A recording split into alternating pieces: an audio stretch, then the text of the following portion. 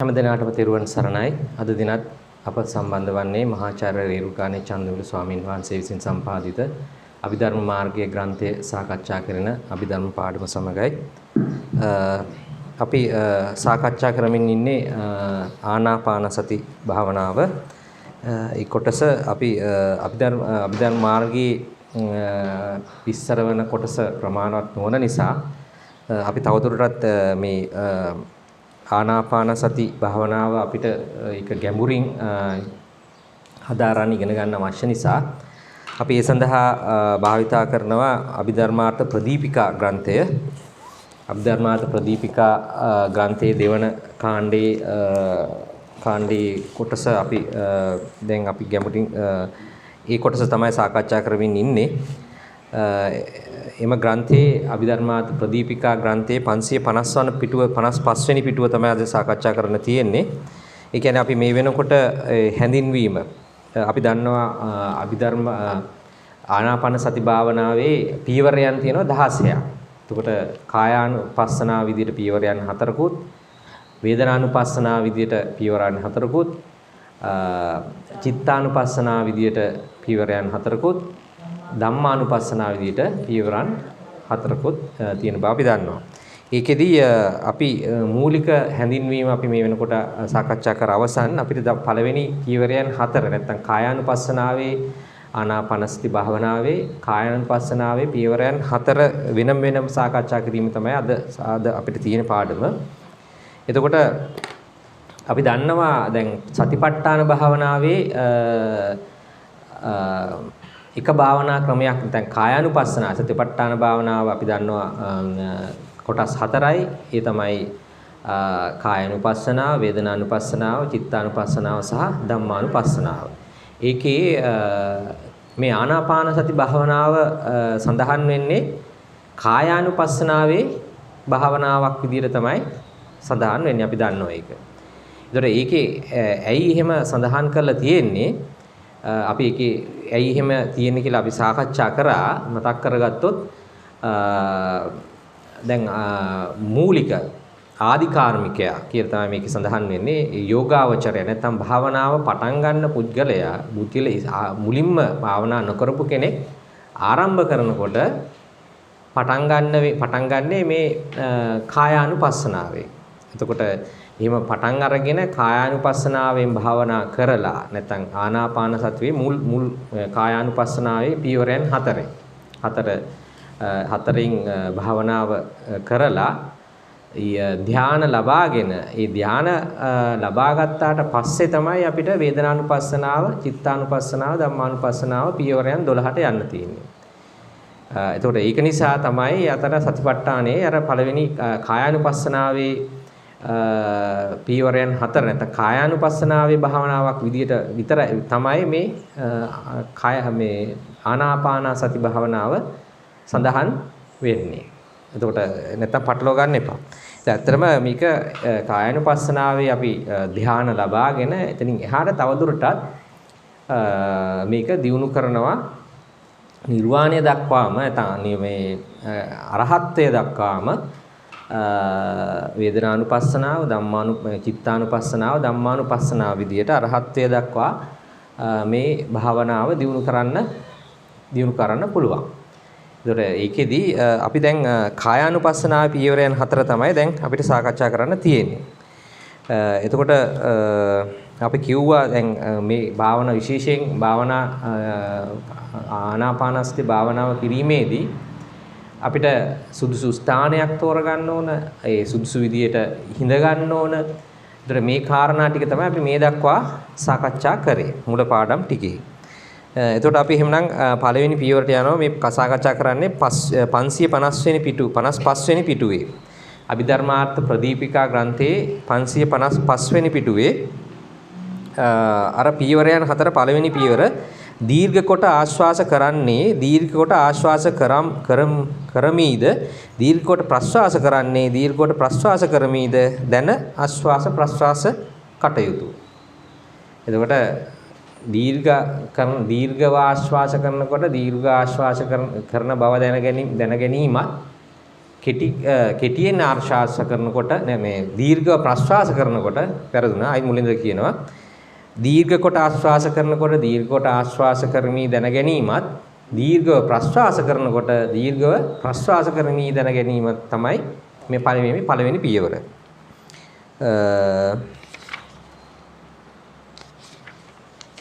එතකොට අපි මේ පාඩමට යනවා. මෙසේ සිහියෙන් යුක්තව මේ 555 වෙනි පිටුව කියවන්නේ මෙසේ සිහියෙන් යුක්තව ආශ්වාස ප්‍රශ්වාස කරන්නා වූ පුද්ගල තෙම දීර්ඝ ආශ්වාසය දීර්ඝ වේලාවක් ආශ්වාස කරයි. දීර්ඝ ප්‍රශ්වාසය දීර්ඝ වේලාවක් ප්‍රශ්වාස කරයි. දීර්ඝ ආශ්වාස ප්‍රශ්වාස දීර්ඝ වේලාවක් ආශ්වාස ප්‍රශ්වාස කරයි. මෙසේ ත්‍රිවිධාකාරයෙන් ආශ්වාස ප්‍රශ්වාස කරන කල්හි ඒ යෝගී හට කත්තු කම්මතා කුසල ඡන්දේ උපදී. කත්තු කම්මඤ්ඤතා කුසල ඡන්දය උපදී. එනම් පෙරට වඩා අතිශයින් භාවනා කරනු කැමැති බවයි. මේ කත්තු කම්මඤ්ඤතා කුසල ඡන්දය කියලා කිව්වේ දැන් ඡන්දය කිව්වේ අපි දන්නව මොකද්ද කියලා? කැමැත්ත. ඡන්දය කැමැත්ත. කුසල ඡන්දය ඒ කියන්නේ මේක කුසල කියලා කියන්නේ කුසල් නැත්නම් මේ හොඳ පැත්ත මේකේ පෙන්නනවා කුසල කියලා. ඒතර කුසල ඡන්දය කත්තු කම්මඤ්ඤතා කියලා කියන්නේ භාවනා කිරීමට කැමැත්ත ඇති කරනවා. දැන් අපිට එහෙම දැන් භාවනා කරන්න නම් ඒකට කැමැත්තක් ඇති වෙන්න ඕනේ. අපිට කැමැති වෙන දේ තමයි අපි කරන්නේ. ඒතකොට මේ පියවර කරනකොට මෙන්න මේ භාවනා කිරීමට කැමැත්ත ඇති කරනවා මේකේ. ඒක තමයි ප්‍රධාන කොටස. ප්‍රධාන වාසිය. එනම් පෙරට වඩා කලින්ට වඩා උනන්දුවක් ඇති කරනවා මේකේ. එනම් පෙරට වඩා අතිශයින් භාවනා කරනු කැමැති බවයි. මෙසේ කත්තු කම්මඤ්ඤතා කුසල ඡන්දය ඇති වූ කල්ලි ඒ භාවනා බලයෙන්ම ආස්වාස ප්‍රස්වාසය පෙරට වඩා සූක්ෂම බවට පත්වේ. පැමිණේ. ඒතර අන්න කලින්ට වඩා අපිට ඊටත් වඩා සියුම් වෙනවා මේ භාවනාවේ පළවෙනි පියවරේදී. ඉදින් දැන් මේක අපි දැනගන්නවා මේ සියුම් වෙවි මේක යන්නේ දැන් අපි මේ ආශ්වාස ප්‍රශ්වාසයේ ගැනීම ඉතලා ඕදාරිකයි ඒක සියුම් වෙවි තමයි යන්නේ. එතකොට ඔය පළවෙනි පියවරේ භාවනාව යම් මට්ටමකට දියුණු වෙනකොට අපිට තවදුරටත් කුසල ඡන්දය උපදිනවා භාවනා කිරීම සඳහා. ඒකට තමයි කත්තු කම්මඤ්ඤතා කුසල ඡන්දය කියලා කියන්නේ. එතකොට ඒක නිසා නැවත වතාවක් තවත් මේ ආශ්වාස ප්‍රශ්වාසයේ සියුම් වෙනවා. සියුම් වෙනවයි කියලා කියන්නේ අපේ කය හෙල්ලෙන්නේ නැතුව හරීම සියුම් බවටපත් වෙනවා. කුසල ඡන්දේ ඊටාම සියුම් ආකාරයෙන් මේක කරන්න පුළුවන් වෙනවා. ඉදින් ඔහු කත්තු කම්මඤ්ඤතා ඡන්ද වශයෙන් දීර්ඝ වූ ආශ්වාස දීර්ඝ වේලාවක් ආශ්වාස කරයි. දීර්ඝ වූ ප්‍රශ්වාසය දීර්ඝ වේලාවක් ප්‍රශ්වාස කරයි. දීර්ඝ වූ ආශ්වාස ප්‍රශ්වාස දීර්ඝ වේලාවක් ආශ්වාස ප්‍රශ්වාස කරයි. එතකොට දැන් මෙතෙන්දි කෙනෙකුට තේරෙන්න පුළුවන් එතකොට පළවෙනි වෙලාවේ ආශ්වාස විතරයි දෙවෙනි වෙලාවේ ප්‍රශ්වාස විතරයි තුන්වෙනි වෙලාවේ ආශ්වාසය ප්‍රශ්වාසය දෙකම. ඒකද මේ කියන්නේ? නෑ ආශ්වාසය ප්‍රශ්වාසය අර නියමිත රිද්මයකට වෙනවා. අපේ සිහිය ඉස්සෙල්ලා ආශ්වාසය තමයි පිහිටවන්නේ. ආශ්වාසය වෙනව පිහිටවනවා. පස්සේ ප්‍රශ්වාසය වෙනව පිහිටනවා. ඒක වෙනවට ඊට පස්සේ මේ දෙකම එකට පිහිටනවා. ඔන්න ඕක තමයි මේ කියන්නේ. පැහැදිලිද වෙනස? දැන් දීර්ඝවට ආශ්වාස කියලා දැනගෙන ආශ්වාස කරනවා. එතකොට ඒකේ විතරයි පිහිටෙන්නේ හිත. සිහිය පිහිටුවේ. හිත නේ සිහිය කියලා කියමු. සිහිය පිහිටුවේ. ඒකේ උන්නාට පස්සේ ප්‍රශ්වාස කරනවා. එතකොට වෙනම පිහිටෙව්වා සිහිය ප්‍රශ්වාසයේ. හරිද? එහෙම ටිකක් කරගෙන යනකොට අපිට පුළුවන් වෙනවා මේක ටිකක් හොඳට අපිට සියුම් වෙලා දැනෙනවා වැඩි මේ දෙක. දැනනකොට අපිට පුළුවන් දෙකම එකට කරන්න.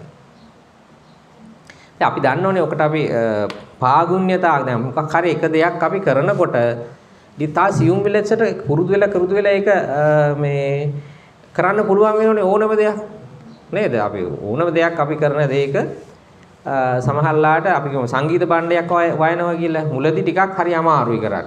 පස්සේ අපිට එක එක ඉරියව්වේ ඕන විදිහක මේක ඒක අර පුහුණුව කරලා ඊටාම සියුම් ආකාරයට අපිට මේක කරන්න පුළුවන් වෙනවා ඒ පුහුණුව නිසා. දැන් මේකත් ඒ වගේ වෙන්නේ.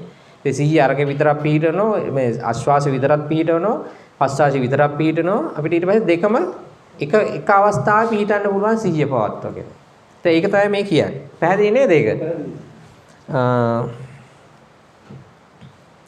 ආස්වාස ප්‍රස්වාස මෙසේ කත්තු කම්මයන්තා කුසල ඡන්දයේ වශයෙන් තුන් පරිද්දකින්. එතකොට තුන් පරිද්දන තුනක් තියෙනව නේද? ආස්වාසය, දීර්ඝ කොට ආස්වාසය, දීර්ඝ කොට ප්‍රස්වාසය, දීර්ඝ කොට ආස්වාසය ප්‍රස්වාසය. තුනයි. හරි නේද? හරි. මේක හරියටම කරන එක හරියට අඳුර ගන්න ඕන. මොකද අපි කරන්න ඕනේ මේක නිවැරදිවම කරන්න වෙනවා. ඒතකොට නිවැරදිවම කරන්න නිවැරදිවම ඉගෙන ගන්න වෙනවා මේක. වැරදින් නැතුව ඉගෙන ගන්න වෙනවා. ඒක නිසා හරි වැදගත්. එතන පියවරයන් 3යි. පියවරයන් 3යි. මෙසේ කත්තු කම්මඤ්ඤතා කුසල ඡන්ද වශයෙන් තුන් පරිද්දකින් ආශ්වාස ප්‍රශ්වාස කරන කල්ලි ඒ ආශ්වාස ප්‍රශ්වාසයන් ඊටමත් සූක්ෂමතර වන බැවින්ද අරමුණ ඊටා සාන්ත වන බැවින්ද කමඨහන වීති ප්‍රතිපන්න බැවින්ද ඒ යෝගීහට තරුණ ප්‍රීතිය නම් වූ ප්‍රමෝදය උපදින්නේ. අන්න ඒක නිසා ප්‍රමෝදයක් ප්‍රීතිය උපදිනවා. ප්‍රීතිය කියලා කියන්නේ ප්‍රමෝද වෙලා යනවා. නිකන් අපි එහෙම වෙනවනේ නේ අපි සමහර දේවල් ඔය අපිට ප්‍රීතියක් ඇති වෙනවා. ඒ ප්‍රීතියේ යම් උච්ච අවස්ථාව ප්‍රමෝදය කියලා කියනවා. එතකොට මේක කරගෙන යනකොට ඔන්න ප්‍රමෝදයක් ඇති වෙනවා. අන්න ඒක එක්තරා කඩයිමක්. එතකොට දැන් මේක දියුණුවේ මේ පියවරයන්නේ පේනෝ නේද? ඉස්සෙල්ලාව කත්තු කම්මයන්තා කුසල ඡන්දය. ඔන්න ඒකෙන් අපිට භාවනාව කරන්න උද්‍යෝගයක් ආවා. ආශාවක්, කැමැත්තක්, ඡන්දයක් ආවා. ඔන්න තව ඒක තවදුරටත් කරගෙන යනවා. ඒ කරගෙන යනකොට ඔන්න ප්‍රමෝදයක් ඇති වෙනවා දැන්. ප්‍රමෝදයක් ඇති වෙනවා. සතුටක් ඇති වෙනවා. ප්‍රීතියක් ඇති වෙනවා ඒකෙන්. හරි නේද? ඔන්න මේ කඩ නැත්නම් මේ මායිම් මේකෙදි මායිම් තමයි මේ. පැහැදිලි නේද? මායිම් කිව්වම තේරෙනව නේද? මේක දියුණුවේ එක්තරා මායිමක් මේ ප්‍රමෝදය ඇති වෙන මට්ටම. ප්‍රමෝදය උපදින්නේ. මෙසේ ප්‍රමෝදය උපන් කල්ලි ප්‍රමෝද වශයෙන් පෙරටත් වඩා අතිශයින් සියුම් වූ දීර්ඝ ආශ්වාස දීර්ඝ වේලාවක් ආශ්වාස කරයි, දීර්ඝ වූ ප්‍රශ්වාසය දීර්ඝ වේලාවක් ප්‍රශ්වාස කරයි, දීර්ඝ වූ ආශ්වාස ප්‍රශ්වාසය දීර්ඝ වේලාවක් ආශ්වාස ප්‍රශ්වාස කරයි. දැන් මෙතෙන්දී අපි මේක මේ ආශ්වාසයේ ප්‍රශ්වාසයේ තියෙන දීර්ඝ බව විතරයි සිහිය පවතින්නේ. හරිද? තාම මුල මැද අග අපිට හරියට වැටහීමක් නැහැ. මුළු අර හුස්ම රැල්ලම දීර්ඝ බව අපිට දීර්ඝ භවයේ තමයි සිහිය පවතින්නේ. තාම අර මුල මැද අග පේන්න තාම සිහිය දියුණුනේ නැහැ. පැහැදිලි නේද? දැන් ඒක ඊළඟ පියවරේ තියෙන්නේ. දැන් අපි මෙතනින්ම දැනගෙන යමු ඒක.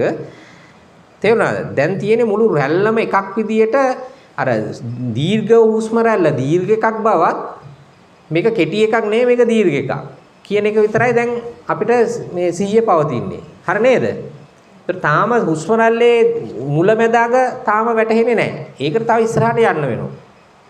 තාම මේ පියවරේදී අපිට පේන්නේ දීර්ඝ බව විතරයි. ආශ්වාසයේ දීර්ඝ බවත් ප්‍රශ්වාසයේ දීර්ඝ බවත් ඒ දෙකම අරගෙන එකට අරගෙන ආශ්වාසයේ සහ ප්‍රශ්වාසයේ දීර්ඝ බවත් විතරයි වැටහෙන්නේ තාම. පැහැදිලි නේද මේ පියවර? ප්‍රශ්නයක් තියෙනවා අහන්න තේරෙන්නේ නැත්තම්. එතකොට මේ විදියට අපි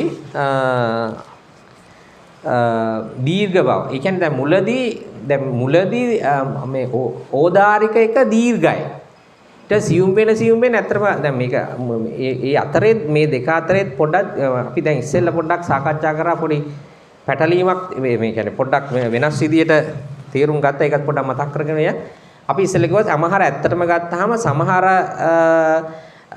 සමහර මේ හුස්ම රැලි දිගේවත් තියෙනවා කොටේවත් තියෙනවා අතරින් පතර එහෙම නේව තියෙනවා. හැබැයි මෙතන මේ අපි කියන්නේ මේකම නෙවෙයි. අපි ඉස්සෙල්ලා කිව්වා එහෙම දෙකම තියෙනවායි කියලා. ඔය දෙකම තියෙනවා. නමුත් මෙතෙන්දි මේ කියන්නේ මොකක්ද දන්නවද? මුලදී ඕලාරික නැත්නම් ඕදාරික මේ ආශ්වාස ප්‍රශ්වාසය දීර්ඝයි. ඒක දියුණු වෙන මොකද වෙන්නේ? කෙටි වෙනවා. යම් කෙටි වීමක් වෙනවා. ඒ කය ශාන්ත වෙන්න අපේ හිත ශාන්ත වෙනවා, කය ශාන්ත වෙනවා. මේ දෙකෙන් ඒක නේද වෙන්නේ? නේද? කයේ සහ සිතේ ක්‍රියාකාරීත්වය ඕදාරික භවයේ මිදිලා සියුම් වෙනවා. එතකොට හුස්ම රැල්ල දැන් කයේ හුස්ම ගැනීමත් කයේ ක්‍රියාකාරීත්වයක් නේද? කයේ ක්‍රියාකාරීත්වයක්. ඒතර ඒ කයේ ක්‍රියාකාරීත්වය තාම මොකක ක්‍රියාකාරීත්වයද? සිතේ ක්‍රියාකාරීත්වයක්. හුස්ම රැල්ල කියන්නේ කයේ ක්‍රියාකාරීත්වයක්. ඒක පිළිගන්නවද? පිළිගන්නවා. එතකොට හුස්ම එතකොට කයේ ක්‍රියාකාරීත්වය මොකක් ක්‍රියාකාරීත්වයද? හිතේ ක්‍රියාකාරීත්වය. මොකද සිත ක්‍රියාත්මක නොවුනොත් කය ක්‍රියාත්මක වෙන්නේ නැහැ. එතකොට විධාන දෙන්නේ කවුද? සිත. විධාන දෙන්නේ සිත. එතකොට අපි දැන් අර හුස්ම රැල්ලේ ක්‍රියාකාරීත්වයෙන් සිහිය පිහිටවලා පියවරෙන් පියවර ආශ්වාස ප්‍රශ්වාසය සියුම් වෙනවා. ඒක දැනගන්න සියුම් වෙනවා. නේද? එහෙම නේද? දැන් ඕන මොකක් හරි අපි කිව්වේ මේ චිත්‍ර අඳින්න පුහුණු වෙන කෙනා ඊටා සියුම් විදියට හසුරවන එක නේද?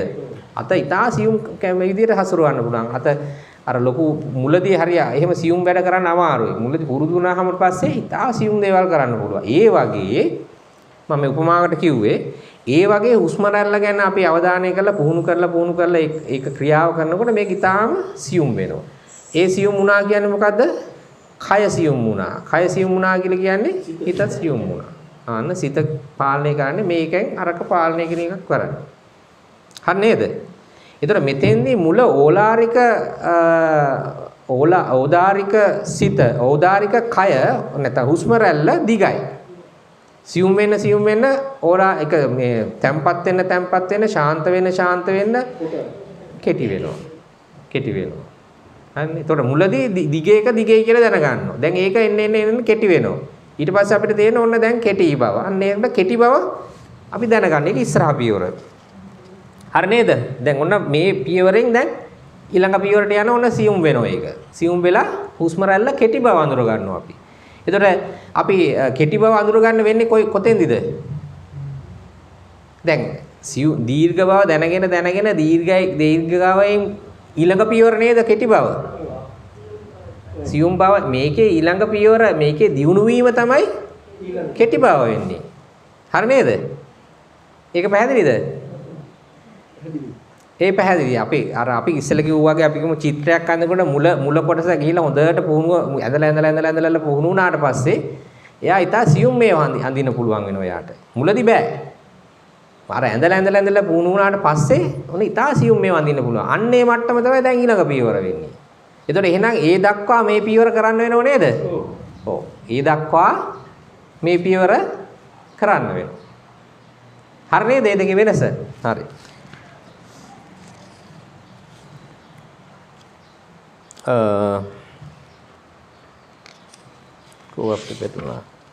එතකොට අපි ඒක කිව්වනේ දීර්ඝ වූ ආශ්වාස ප්‍රශ්වාස දීර්ඝ වේලාවක් ආශ්වාස කරයි දීර්ඝ වූ ආශ්වාස ප්‍රශ්වාසය දීර්ඝ ආශ්වාස ප්‍රශ්වාස දීර්ඝ වේලාවක් ආශ්වාස ප්‍රශ්වාස කරයි. හරි. ඒතර මේ පියවරයන් තුනක්. ඔන්න පළවෙනි පියවරේ ආයෙත් කොටස් තුනක් තියෙනවා. නේද? කොටස් තුන. ඔව් දීර්ඝ ආශ්වාසය, දීර්ඝ ප්‍රශ්වාසය, දීර්ඝ ආශ්වාස ප්‍රශ්වාසය. හරි. මෙසේ ආශ්වාස ප්‍රශ්වාස කිරීම ස්වභාවය වශයෙන් තුන් ආකාරයක කත්තු කම්මඤ්ඤතා ඡන්ද වශයෙන් තුන් ආකාරයක ප්‍රමෝදයේ වශයෙන් තුන් ආකාරයකයි නව ආකාරයකින් පරිකම්ම කටයුතු. එතකොට ආශ්වාස ස්වභාව වශයෙන් තුන් ආකාරයක කත්තු කම්මඤ්ඤතා ඡන්ද වශයෙන් තුන් ආකාරයක ප්‍රමෝද වශයෙන් තුන් ආකාරයකයි නව ආකාරයක් පරිකර්ම කර යුතුයි. කියන්නේ භාවනා කරන්න ඕන. මෙසේ නවාකාරයෙන් ආශ්වාස ප්‍රශ්වාස කරන කල්ලි අනුක්‍රමයෙන් ආශ්වාස ප්‍රශ්වාසයන් අතිශයින් සියුම් බවට පැමිණීමෙන් නොවැටහෙන කල්ලි සෙවිය යුතු ආකාරයට පැමිණි ඒ ආශ්වාස ප්‍රශ්වාසයන් කෙරෙන් සිත පෙරලේ. දැන් එහෙම ආශ්වාස ප්‍රශ්වාස කරනකොට සමහරලාට නොවැටහි යන්න පුළුවන් සියුම් වෙන නිසා. එතකොට සෙවිය යුතු ආකාරයට පැමිණි ඒ ආශ්වාස ප්‍රශ්වාසයන් කෙරෙන් සිත ඔන්න සිත මේ අර සමාධියෙන් මිදෙන්න පුළුවන්. මොකද ආස්වාද ප්‍රස්වාස හොයා ගන්න බැරි වෙනවා. ඇත්තටම තියෙනවද නැද්ද කියලා. ඔන්න එතෙන්දී සමාධිය මිදෙන්න පුළුවන්. සිත පෙරනවා කියන්නේ ඒක. සිත හොයා ගන්න බැරුව යනවා. తත්‍ර මජ්ජත්තතා නම් වූ උපේක්ෂාව පිහිටයි. මේ උපේක්ෂාව භාවනා බලයෙන් ආස්වාද ප්‍රස්වාසයන් සූක්ෂමතර බවට පැමිණි කල්ලි ඒ ප්‍රතිභාග නිමිත්ත ඉපද ප්‍රකෘති ආස්වාද ප්‍රස්වාසයන් කෙරෙන් සිත පෙරලී ප්‍රතිභාග නිමිත්තේ උපචාර අර්පණා සමාධි ඉපද නැවත ධානය පිණිස ව්‍යාපාරයක් නැති බැවින් අධ්‍යුපේක්ෂණය වශයෙන් පිහිටන්නේය. ඒ ටික පොඩ්ඩක් තේරෙන්නේ නැහැ වගේ නේ.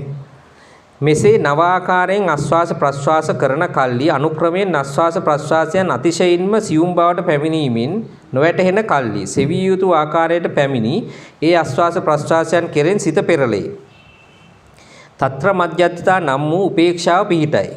මේ උපේක්ෂාව භාවනා බලයෙන් ආශ්වාස ප්‍රශ්වාසයන් සූක්ෂමතර බවට පැමිණි කල්ලි ඒ ප්‍රතිභාග නිමිත්ත ඉපිද ප්‍රකෘති ආශ්වාස ප්‍රශ්වාසයන් කෙරෙන් සිත පෙරළී ප්‍රතිභාග නිමිත්තේ උපචාර අර්පණා සමාධි ඉපිද නැවත ධානය පිණිස ව්‍යාපාරයක් නැති බැවින් අධ්‍යුපේක්ෂණය වශයෙන් පිහිටන්නේ. අපි ඉස්සරහට යමු. මෙකී නවාකාරයෙන් පැවති දීර්ඝාකාර ආශ්වාස ප්‍රශ්වාසයෝ කාය නම් වෙත්. මෙසේ දීර්ඝ ආශ්වාස ප්‍රශ්වාසයෝ අපි කාය කියලා කියන ආශ්වාස ප්‍රශ්වාසයට අපි කාය කියලා නම දෙනවා. මුළු ශරීරයටත් කාය කියලා කියනවා. කාය කියලා කියනවා. අර ආශ්වාස ප්‍රශ්වාස රැල්ලටත් අපි කාය කියලා කියනවා. කාය කියලා කියනවා. ආශ්වාස ප්‍රශ්වාසයන් නිසා උපන් නිමිත්තද ආශ්වාස ප්‍රශ්වාසය යන නම ලබන්නේය. ආශ්වාස ප්‍රශ්වාසයේ අරමුණට එළඹ සිටිනා සිහිය උප ဋ ාණ නම්මේ. ඉවලට ඒ එළඹ සිටිනා සිහියට අපි කියනවා උප ဋ ාණ නම් කියලා. සමත වශයෙන් නිමිත්තයාගේ අනුපස්සනාවද විපස්සනා වශයෙන් ආශ්වාස ප්‍රශ්වාසයන් හා එයට නිශ්‍රය වූ කායයද රූපයයිද සිත හා තත් සම්ප්‍රයුක්ත ධර්මයන් අරූප හේවත් නාමයයිද ව්‍යවස්ථා කොට නාම රූපයන්ගේ යම් අනුපස්සනාවක් වේද එය අනුපස්සනා හේවත් යථා භූතාවබෝධ ඥාන නම් වේ. මේ ආශ්වාස ප්‍රශ්වාසයේ නිමිත්තා ලම්බන කාය උප ဋ ාණ නම් වේ. සතිය නොවේ. ඒ අරමුණ සිහි කරන හේයින්ද අරමුණෙහි එළඹ සිටිනා හේයින්ද ස්මෘතිය උප ဋ ාණද වේ. සතියද වේ. එහෙයින් මෙයට කායේ කායානුපස්සනා සතිපට්ඨාන භාවනායයි කියනු ලැබේ. දැන් මේ කියන්නේ මේ අර කායේ කායානුපස්සනා සතිපට්ඨානය කියලා කියන නම හැදුනේ කොහොමද කියන එක තමයි මේ විස්තර කරන්නේ. එතකොට උප ဋ ාණ කියන එක සතිපට්ඨානයේ සතිය කිව්වේ සිහිය උප ဋ ාණ කියලා කිව්වේ අර ඒ ටික තමයි මේ පැහැදිලි කරන්නේ. නොහොත් කායෙහි මමය මගේය ස්ත්‍රියය පුරුෂයයි ගතියුතු කිසිවක් නැති බැවින්ද එවන්නක් නොබලා කාය මාත්‍රයාගේම අනුපස්සනාව කායානුපස්සනා නම් වේ. ඒ කායානුපස්සනා තත් සම්ප්‍රයුක්ත ස්මෘතිය උප ဋ ාණ වී සතිපට්ඨාන නම් වේ. ඒ කායානුපස්සනා සතිපට්ඨානයාගේ වැඩිම කායානුපස්සනා සතිපට්ඨාන භාවනා නම් වේ. ඒක ටික නයි යට නම් තියෙන්නේ අර සතිපට්ඨාන කියන එක හැදුනේ කොහොමද කියන එක තමයි පැහැදිලි කරලා තියෙන්නේ. මේක මේ ඡේදයේ ටිකක් පොඩ්ඩක් වැටහෙන්නේ නැති ගතියක් තියෙනවා.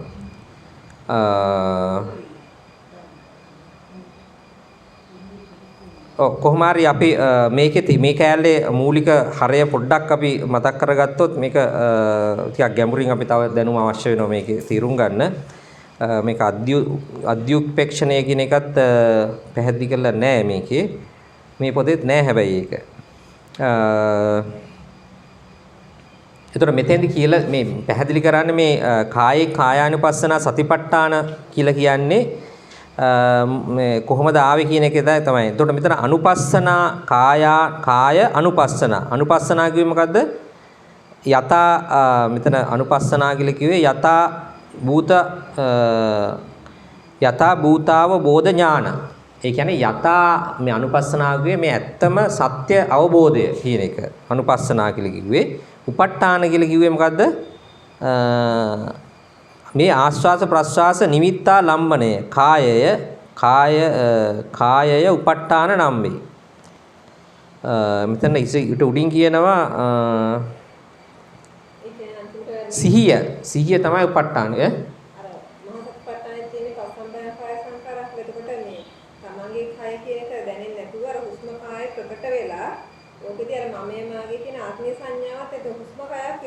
කෙනෙක් උත්තරයකුත් නැති වෙනවා. ඒ අන්තිම වාක්‍යය කියන්නේ අනුපස්සනා කරද්දී. ඔව් නෑ ඒකේ මෙහෙමයි අර සියුම් මේකේ නම් මේ පොතේ කියලා තියෙන්නේ සියුම් බව ඒ කියන්නේ අපි අපේ ආයත විතරයි චිත්ත ඒකාග්‍රතාවය එන්නේ. ඒකට තමන් සත්‍යයක් මෙතන ඉන්නේ කියලාත් හැංගෙන්නේ නැහැ. දැන් මේකේ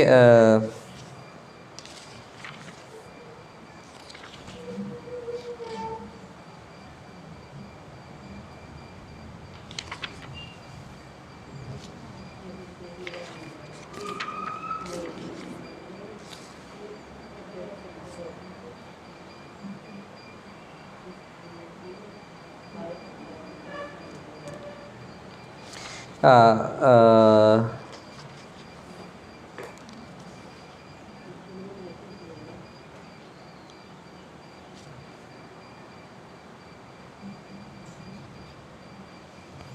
දැන් මෙහෙම දැන් ඔක සියුම් වෙලා ඇත්තටම එතන අපිට මේ නොදැනී යන්නේ ඇත්තටම මේ ආශ්වාස ප්‍රශ්වාසය නැති වෙලා යනවද?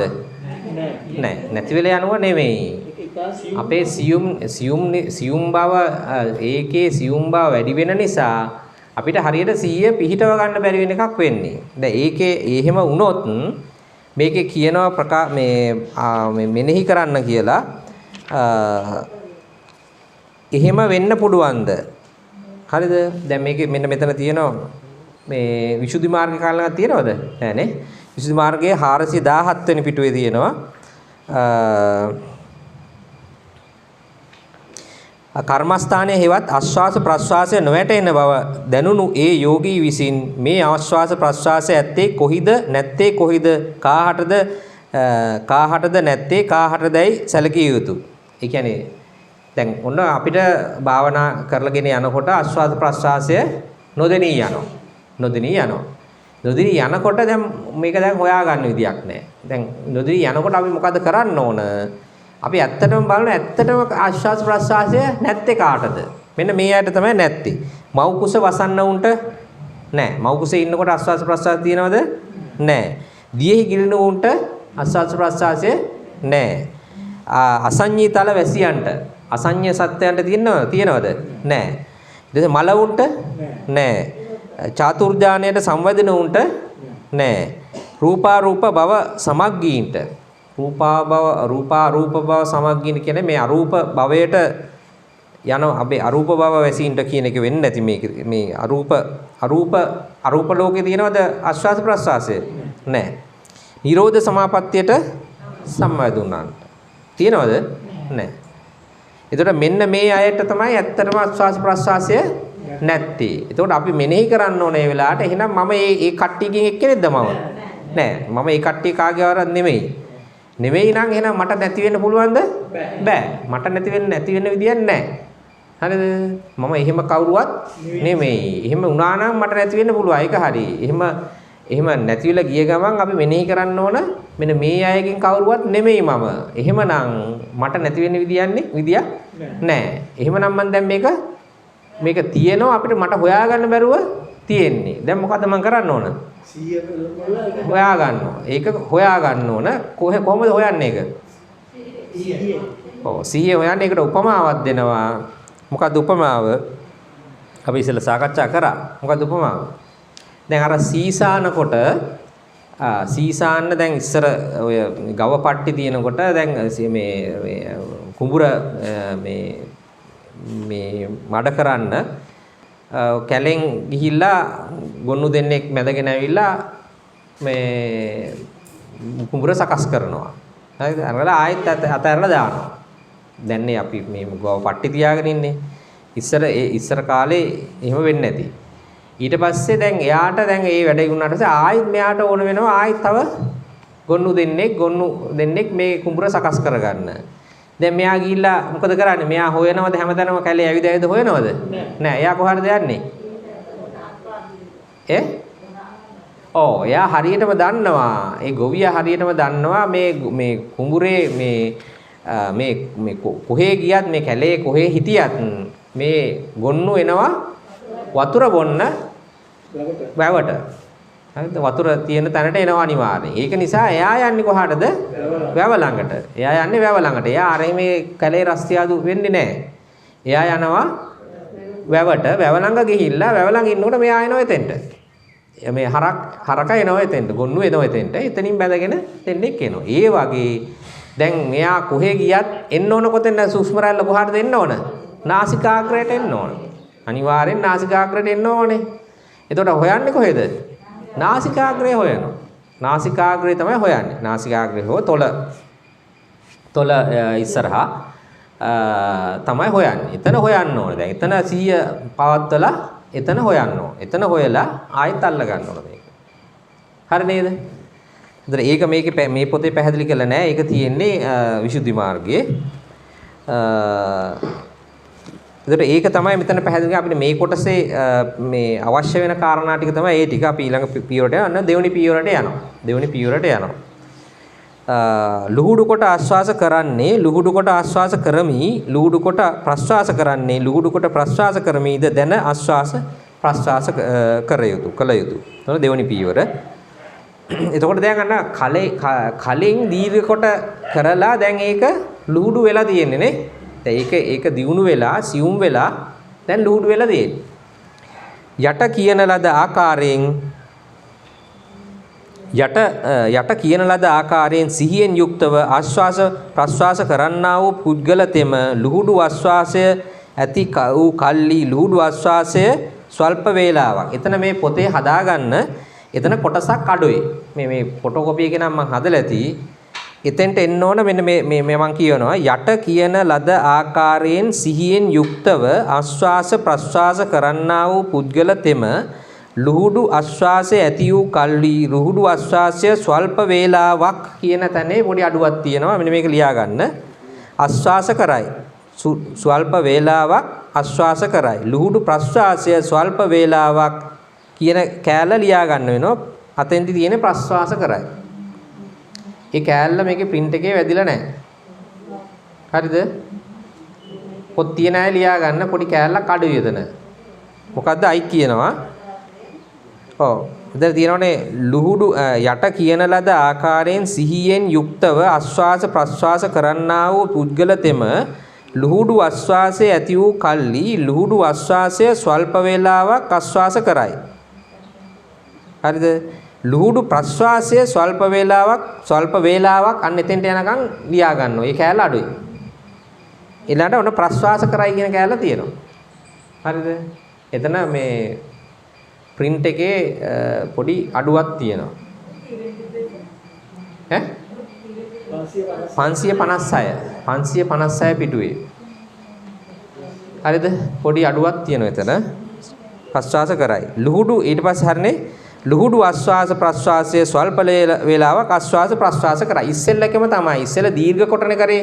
ඉස්සෙල්ල දීර්ඝ කොට ආශ්වාස කරා, දීර්ඝ කොට ප්‍රශ්වාස කරා, දීර්ඝ කොට ආශ්වාස ප්‍රශ්වාස කරා. දැන් ඒකම දැන් සියුම් වෙලා දැන් ලුහුඩු වෙලා තියෙන්නේ. ආශ්වාස ප්‍රශ්වාසය දැන් ලුහුඩු වෙලා තියෙන්නේ. කෙටි වෙලා තියෙන්නේ. දැන් මොකද දියුණු වෙලා දැන්.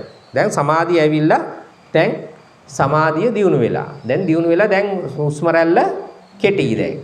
හරිද? ඒක නිසා දැන් කෙටි ලුහුඩු ලෙස ආශ්වාස කරනවා ලුහුඩු ලෙස ප්‍රශ්වාසය කරනවා ලුහුඩු ආශ්වාස ප්‍රශ්වාසය සියෙන් දැනගන්නවා.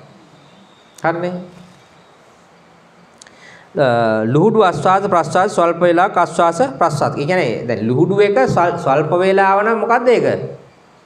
ඒ කාලය ලුහුඩුයි නම් ආශ්වාසය කෙටි. ওই දෙකනේ අපි ගලපන්නේ.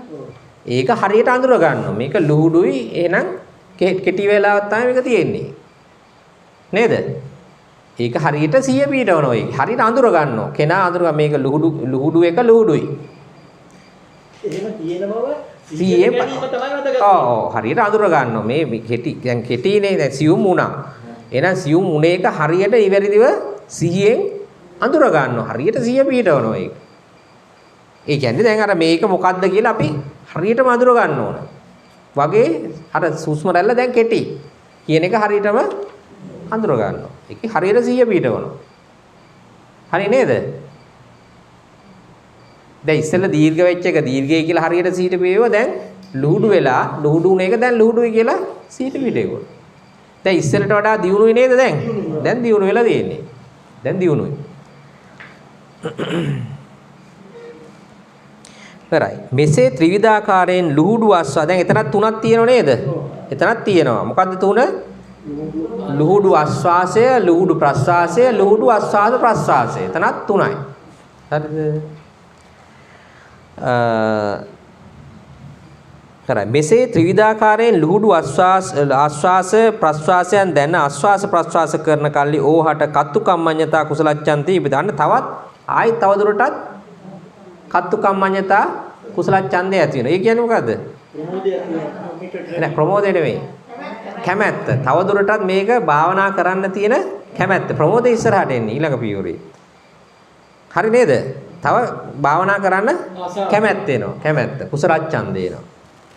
ඉපිද කත්තු කම්මඤ්ඤතා ඡන්ද වශයෙන් ජටකී ත්‍රිවිධාකාරයෙන් ලුහුඩු ආස්වාසය ප්‍රස්වාස ස්වල්ප වේලාවක් කරන්නේ. හරිද? මේ ස්වල්ප වේලාවක් කරන්න කියන්නේ මුළු කාලය ස්වල්ප කියන එකද මේ කියන්නේ? නෑ. ඒ කියන්නේ අර හුස්ම රැල්ලේ ස්වල්ප වේලාවයි මේ කියන්නේ ස්වල්ප වේලාවක් කරනවා කියන්නේ. දැන් මේ මුළු මේ භාවනාව ස්වල්ප වේලාවක් කරලා ඊළඟට යනවා කියන එකද මේ කියන්නේ? නෑ ඒක නෙමෙයි. ඒක සමාධියේ දියුණුවත් එක තමයි ඊළඟ පියවරට යන්නේ අපි. දැන් ඒක තේරුණා නේද? දැන් ඒක තේරෙනවද? දැන් දීර්ඝ එක ලුහුඩු එකට යන්න නම් දීර්ඝ එක ලුහුඩු වෙන්න ඕනනේ. එහෙනම් ඒකෙන් සමාධිය උපදගෙන අර හුස්ම රැල්ල ලුහුඩු වෙන්න ඕන. ඒතර ලුහුඩු උනාට පස්සේනේ අපිට ලුහුඩුණයි කියලා 100 පහට ගන්න වෙන්නේ. එතකොට අරගේ නිකන් හිතන කාලයක් ගිහිල්ලා කරන එකද මේ කියන්නේ මේ? නෑ. ඒක දියුණු වෙලා එක්තරා මට්ටමකදී මේක සියුම් වේගන ගිහිල්ලා පැහැදිලි සියුම් මට්ටමක් එනවා. ඒ කියන්නේ හුස්ම රැල්ලේ කෙටි බවක් එනවා. අර කලින් එකට වඩා පැහැදිලි කෙටි බවක් එනවා. අන්න එතකොට තමයි අපි දෙවෙනි පියවරට යන්නේ. තේරුණාද? එතකොට ඒකනේ අපිට මෙනෙහි කරන්න වෙන්නේ. පැහැදිලි නේද? ඒක අපිට ඕන වෙලාවක්ද ඒක? නෑ අපිට ඕන වෙලාවක් නේ. සමාධියේ කොච්චර දියුණු වෙනවද කියන එක මත්ත තමයි කරලා දෙන්නේ. පැහැදිලි නේද? එතකොට එක එක්කෙනාට ඕක කාලය වෙනස් වෙයි. පළවෙනි එකේ ඉඳලා දෙවෙනි එකට යන කාලය වෙනස් වෙයි නේද? ඔව් එක එක්කෙනාගේ වීර්ය ඒක කොච්චර සිහිය පවත්වනවද කියන එක මත පළවෙනි ඉඳන් දෙවෙනි පියවරට යන මේ සීමා නැත්නම් කොච්චර කාලයක් කරන්න වෙනවද කියන එක එක එක්කෙනාට වෙනස් වෙනවා. ඒකේ උසස් බව එන්නේ දෙවෙනි පියවරේ. උසස් පළවෙනි පියවරට වඩා දෙවෙනි පියවර උසස්. දැන් පළවෙනි පියවරේ තායි මට්ටම් දෙකක් තිබුණානේ. මොකද දෙක? කත්තු කම්මඤ්ඤතා කුසල ඡන්ද්‍රය ප්‍රමෝදය. ඒක තේරුණාද? දැන් පළවෙනි එකෙත් ওই දෙකම තිබුණනේ. පළවෙනි එකේ මොකද්ද? දීර්ඝ ලෙස ආශ්වාස කරන බව දීර්ඝ ලෙස ආශ්වාස කරන බව දැනගන්නවා. දීර්ඝ ලෙස ප්‍රශ්වාස කරනකොට දීර්ඝ ලෙස ප්‍රශ්වාස කරනවායි කියලා සිය පීඩවනවා. ඊළඟට ඔන්න දැන් තවත් දිනු වෙලා. දැන් ඒකත් තවත් කඩන්න පුළුවන් වෙනම. දැන් ඊට පස්සේ මේ දෙක වෙනම මෙනෙහි කරාම එක්තරා අවස්ථාවකදී අපිට එනවා පුළුවන් වෙනවා මේ දෙකම එකට පිටවන්න. ආශ්වාසයයි ප්‍රශ්වාසයයි එකක් විදිහට අරගෙන පිටවන්න පුළුවන්. නේද? එහෙම පුළුවන් වෙනවා. හරි දැන් අපි නිකන් සරල නිකන් උපමාවක් ගමු. දැන් අපිට ගලක් අපි දානකොට ඉස්සෙල්ලා අපිට මෙහෙන් ආවිල්ලා මෙහාට අපි ගල දෙනවයි කියලා හිතමු. අපිට මෙහෙන් ගන්නකොට ඉස්සෙල්ලා මෙහාට අරගෙන මෙහාට ඊට පස්සේ දෙනවා. ගල විසි කරනවා. සමහරට ඒක දිනු කළා ඉන්න වෙලාවට පුළුවන් වෙයි මේ අතින් මෙහෙම ගන්න ගමන් මේ අතින් ටක් ගාලා මෙහෙම දෙන්න. පුළුවන් වේද? මුලදී බෑ ඒක කරන්න. මම මේක උපමාවක් වේ තේරෙන්න ඕන නිසා. තේරුණාද? දැන් මුලදී අපිට පුහුණු වෙනකම් මේක අර හරියට ගලේ බර ඊට පස්සේ පුහුණු වෙලා ටිකක් වෙනකම් ඕක දෙක එක සැරේට කරන්න බෑ. නේද? දැන් මුල එක මෙහෙම අර අල්ලලා ඊට පස්සේ මේ පැත්ත හැරිලා මෙහාට දෙනවා. ඊට පස්සේ මෙහෙන් අල්ලලා මෙහෙර දෙනවා. දැන් ඔක කොහොම ටිකක් කරගෙන යනකොට ටිකක් ওই දිගට පුහුණු වෙච්ච කෙනෙක් කාලයක් තිස්සේ ඔහොම කරනකොට ඔය gadolak අදිනකොට සමහරට පුළුවන් වෙයි ටක් ගා මෙහෙම අරලා මෙහෙම දෙනවා. මෙහෙම අරලා දෙයිද? එහෙම දෙන්න පුළුවන් වෙයිනේ. අන්න ඒ වගේ එකක් තමයි මෙතන මේ කියන්නේ. ඉස්සෙල්ලා ආශ්වාසයේ විතරක් සිහිය පීඩවනවා. දීර්ඝ ලෙස පළවෙනි පියවරේ දීර්ඝ ලෙස ආශ්වාස කරනකොට දීර්ඝ ලෙස ආශ්වාස කරනවායි කියලා සිහිය පීඩවනවා. ඒක වෙනම. ඊට පස්සේ දීර්ඝ ලෙස ප්‍රශ්වාස කරනවායි කියලා ආශ්වාස කරද්දී ඒ භවයේ සිහිය පීඩවනවා. ඊට පස්සේ මේ දෙක එකට අරගෙන එකටම ආශ්වාස ප්‍රශ්වාස එකක් විදියට අරගෙන සිහිය පීඩවනවා. දැන් අර කලින් දෙකටම වඩා මේක දියුණු මට්ටම. හරිද? ඒක එහෙම කරගෙන යනකොට ඉතින් තව කුසල ඡන්දය කත්තු කම්මඤ්ඤතා කුසල ඡන්දයක් දෙන ඒක ඊටත් වඩා දියුණු මට්ටම. හරිද? එහෙම කරගෙන යනකොට ඊට පස්සේ එනවා ප්‍රමෝදය එනවා. ඒක ඊටත් වඩා දියුණු මට්ටම. හරි නේද? මට්ටම් අපිට කිහිපයක් ඇතුළේ පේනවා. ඊට පස්සේ එහෙම වුණාම මොකද වෙන්නේ? ටික ප්‍රමාණවත් කාලයක් එහෙම භාවනා කරාම ඊට පස්සේ සමාධිය එන්න කය සංවර වෙන්න දැන් මොකද වෙන්නේ? හුස්ම රැල්ල සියුම් වෙලා කෙටි වෙනවා. කෙටි වෙනකොට අපිට පැහැදිලි අර දීර්ඝ මට්ටමින් කෙටි බව මට්ටමට කෙටි වුණාට පස්සේ ඔන්න අපි පිළිදෙනවා ඔන්න දැන් කෙටි. දැන් අපි සීද පිටිනවා දැන් කෙටි කියලා මේක අඳුර ගන්න. දැන් කලින්ට වඩා දීර්ඝ නැහැ දැන් කෙටි. අන්න කෙටි බව අපි ආශ්වාසය කෙටි කියලා අර මේ කෙටි වෙනහම කෙටි කියලා අඳුර ගන්නවා. දීර්ඝ වුණාම මේ ආශ්වාසය කෙටි වුණාම කෙටි කියලා අඳුර ගන්නවා. ප්‍රශ්වාසය කෙටි වුණාම කෙටි කියලා අඳුර ගන්නවා. ආශ්වාස ප්‍රශ්වාසයම කෙටි වුණායි කියලා දෙකම කෙටි කියලා අඳුර ගන්න. දැන් මේ එන්න මොකද වෙන්නේ? සමාධිය දියුණු වෙනවා. සියුම් වෙනවා. සියුම් වෙනවයි කියන්නේ සමාධිය දියුණු වෙනවා. සමාධිය දියුණු වෙනවයි කියලා කියන්නේ කය සංවර වෙනවා. කය ඉරියව් දියුණු වෙනවා. කියන්නේ සියුම් වෙනවා. සියුම් වෙලා සිත සියුම් වෙනවා. සංවර වෙනවා. සමාධිය එනවා. හරි නේද? හරි. ඉපිද වශයෙන්ද යටකී ත්‍රිවිධාකාරයෙන් ලුහුඩු ආශ්වාස ප්‍රශ්වාස ස්වල්ප වේලාවක් කරන්නේය. මෙසේ ඊතා සියුම් බවට පැමිණි කල්ලි ප්‍රමෝදයේ උපදී. අන්න ඒකෙත් ඊළඟට අන්න ආයි ප්‍රමෝදයේ උපදිනවා ඒ පාර. මොන සතුටක් උපදිනවා. ඉස්සෙල්ලා කැමැත්ත ඉපදුනා. දැන් සතුට ප්‍රීතිය උපදිනවා දැන්. හරිද? දැන් අර ඉස්සෙල්ලා ප්‍රමෝදයයි දැන් ප්‍රමෝදයයි අතර මොකද කියන්නේ වෙනස? ඉස්සෙල්ලාට වඩා වෙනස්ද ඒකමද? දියුණුවයි දැන්. ඇයි දෙවනි පියවරේ දැන් ප්‍රමෝදනේ ඇවිල්ලා තියෙන්නේ. ඉස්සෙල්ලා ප්‍රමෝදයට වඩා දැන් ප්‍රමෝදය ඉහළයි. හරිද? ඉහළ මට්ටමක ඉන්නේ. දැන් සමාධිය ඉහළ මට්ටමක ඉන්නේ. ඉස්සෙල්ලා ප්‍රමෝදයේ තිබුණ සමාධිය නෙවෙයි දැන් තියෙන්නේ. ඊට වඩා දියුණුවයි. ඉක්බිති හෙතම ප්‍රමෝදයේ වශයෙන්ද ත්‍රිවිධාකාරයෙන් ආශ්වාස ප්‍රශ්වාස කරන්නේය. මෙසේ දීර්ඝ ආශ්වාස ප්‍රශ්වාසයන් මෙන් හුස්ව හෙවත් ලුහුඩු ආශ්වාස ප්‍රශ්වාසයන් අරමුණු කොට භාවනා කරන කල්ලි తත්‍ර මධ්‍යත්තතා නම් උපේක්ෂාව ඉපද ඒ ප්‍රතිභාග නිමිත්තේ උපචාර අර්පණා සමාධි ලබන්නේය. මෙසේ කායානුපස්සන සතිපට්ඨාන භාවනාව වඩන්නේ. දැන් ඒකෙදිත් අර උපේක්ෂාව මතුවෙන්න පුළුවන් ඉස්සෙල්ලා වගේ. මෙසේ මේ යෝගීතෙම දීර්ඝ කාල වශයෙන් හා ස්වල්ප කාල වශයෙන්ද ආශ්වාස ප්‍රශ්වාස කරන්නේ නව ආකාර වශයෙන් ආශ්වාස ප්‍රශ්වාසයන් දන්නේ. මෙසේ දන්නා වූ ඒ යෝගාවචර භික්ෂුවට දීගෝ රස්සෝ අස්සස්සෝ අස්සාසෝ පස්සස්සෝපි ච තාදිසෝ චත්තාරෝ වන්නං වත්තන්ති නාසිකග්ගේව බික්කුණෝ යයි කියන ලද පරිදි දීර්ඝ වූ ආශ්වාසයේ හුස්ස ආශ්වාස ප්‍රාශ්වාස දීර්ඝ වූ ප්‍රශ්වාසයේ හුස්ස ප්‍රශ්වාසය යන සතර ආකාරයේ යෝගාචර භික්ෂුවගේ නාසිකාග්‍රේ පවතී. සියලු ආශ්වාස කය ප්‍රකට කොට දකිමින් ආශ්වාස කරන්න මේ හික්මෙන්නේය. සියලු ප්‍රශ්වාස කය ප්‍රකට කොට දකිමින් ප්‍රශ්වාස කරන්න මේ හික්වෙන්නේය. දැන් ඊළඟට තුන්වෙනි පියවරට යනවා. තුන්වෙනි පියවර තමයි සියලු ආශ්වාස කය ප්‍රකට කොට දකිමින් ආශ්වාස කරන්න මේ හික්වෙන්නේය. සියලු ප්‍රශ්වාස කය ප්‍රකට කොට දකිමින් ප්‍රශ්වාස කරන්න මේ හික්වෙන්නේ. ඒ කියන්නේ දැන් මොකද්ද? දැන් ඔන්න තුන්වෙනි පියවරට ගියා. දැන් පළවෙනි එකේදී දීර්ඝ කොට ආශ්වාස ප්‍රශ්වාස කිරි ආශ්වාසය දැනගත්තා, දීර්ඝ කොට ප්‍රශ්වාසය දැනගත්තා, දීර්ඝ ආශ්වාස ප්‍රශ්වාසය දැනගත්තා. දෙවෙනි පියවරේදී ලුහුඩු කොට ආශ්වාසය දැනගත්තා, ලුහුඩු කොට ප්‍රශ්වාසය දැනගත්තා, ලුහුඩු කොට ආශ්වාස ප්‍රශ්වාසය දැනගත්තා. ඊට පස්සේ දැන් මොකද කරන්නේ? මුළු ආශ්වාස ප්‍රශ්වාස කයම සියලු ආශ්වාස කාය ප්‍රකට කොට දකිමින් දැන් මුළු ආශ්වාස කයම ගැන දැන් ඔන්න 100 පිටවනවා. ඒක තමයි මොකද්ද බලමු මේකෙදී වෙන්නේ.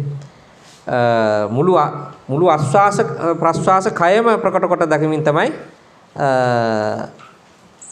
නෑ ඒකේ තියෙන සියලු ආශ්වාස කාය ප්‍රකට කොට දකිමින් ආශ්වාස කරන්නේ මේ හික්මෙන්නේ. සියලු ප්‍රශ්වාස කාය ප්‍රකට කොට දකිමින් ප්‍රශ්වාස කරන්නේ මේ හික්මෙන්නේ. අපි බලමු යට දක්වන ලද පරිද්දෙන් සියලු දීර්ඝ හුස්ව කියන්නේ කෙටි කියන එක.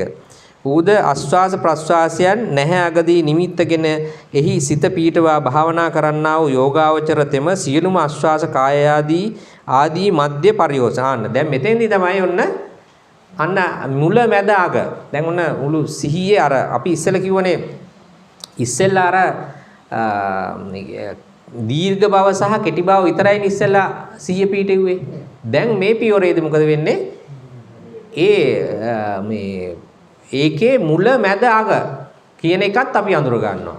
මේ හුස්ම රැල්ලේ නැත්නම් හුස්ම කායේ මුල මැද අග කියන එකත් අපි සිහිය පිටනවා. අන්න ඒක තමයි මේ සියලු ආස්වාස කාය ප්‍රකට කොට දකිමින් ආස්වාස කරන්න මේ හික්මන්නේය. සියලු ප්‍රස්වාස කාය ප්‍රකට කොට දකිමින් ප්‍රස්වාස කරන්න මේ කියලා හික්මන්නේ කියලා කියන්නේ ඒකේ මුල මැද අග කායේ මුල මැද අග ප්‍රස්වාස කායේ මුල මැද අග දකින්නවයි කියන එක.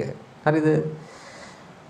එතකොට යට දක්වන ලද පරිද්දෙන් සියලු දීර්ඝ උද උස්සෝද ආස්වාස ප්‍රස්වාස නැහැ අගදී නිමිත්තගෙන එහි සිත පීඨවා භාවනා කරන්නා වූ යෝගාවචර තෙම සියලුම ආස්වාස කායාගේ ආදී මධ්‍ය පරියෝසాన ආදී කියලා කිව්වේ මුල මධ්‍ය කිව්වේ මැද පරියෝසాన කිව්වේ අග වශයෙන් ප්‍රකට කොට දනිමින් ආස්වාස කරන්නේ මේ හික්වෙන්නේ එමෙන්ම සියලු ප්‍රස්වාස කායාගේ ආදී මධ්‍ය පරියෝසాన වශයෙන් ප්‍රකට කොට දකිමින් ප්‍රස්වාස කරන්නේ මේ හික්මෙන්නේ මෙසේ ඒ යෝගීතෙම ඥාන විප්‍රයුක්ත සිතින් නොව ඥාන සංප්‍රයුක්ත සිතින්ම ආස්වාස ප්‍රස්වාස දැන හික්මිය යුතු බව දක්වන ලදී. මොකද මේ ඥාන විප්‍රයුක්ත ඥාන සංප්‍රයුක්ත ඥානය කිව්වේ මොකද මෙතන? ඥානය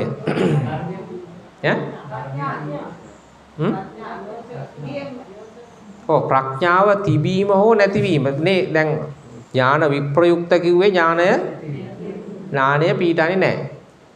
කුසල් තමයි කුසල් සිතක්. හැබැයි ඥානය නැහැ ඒ සිතේ. ඥාන සංප්‍රයුක්ත කිව්වේ මොකද්ද? ඥානය පීඩනවා ඥානය තියෙනවා. එතන ওই දෙකේ වෙනස මොකද්ද?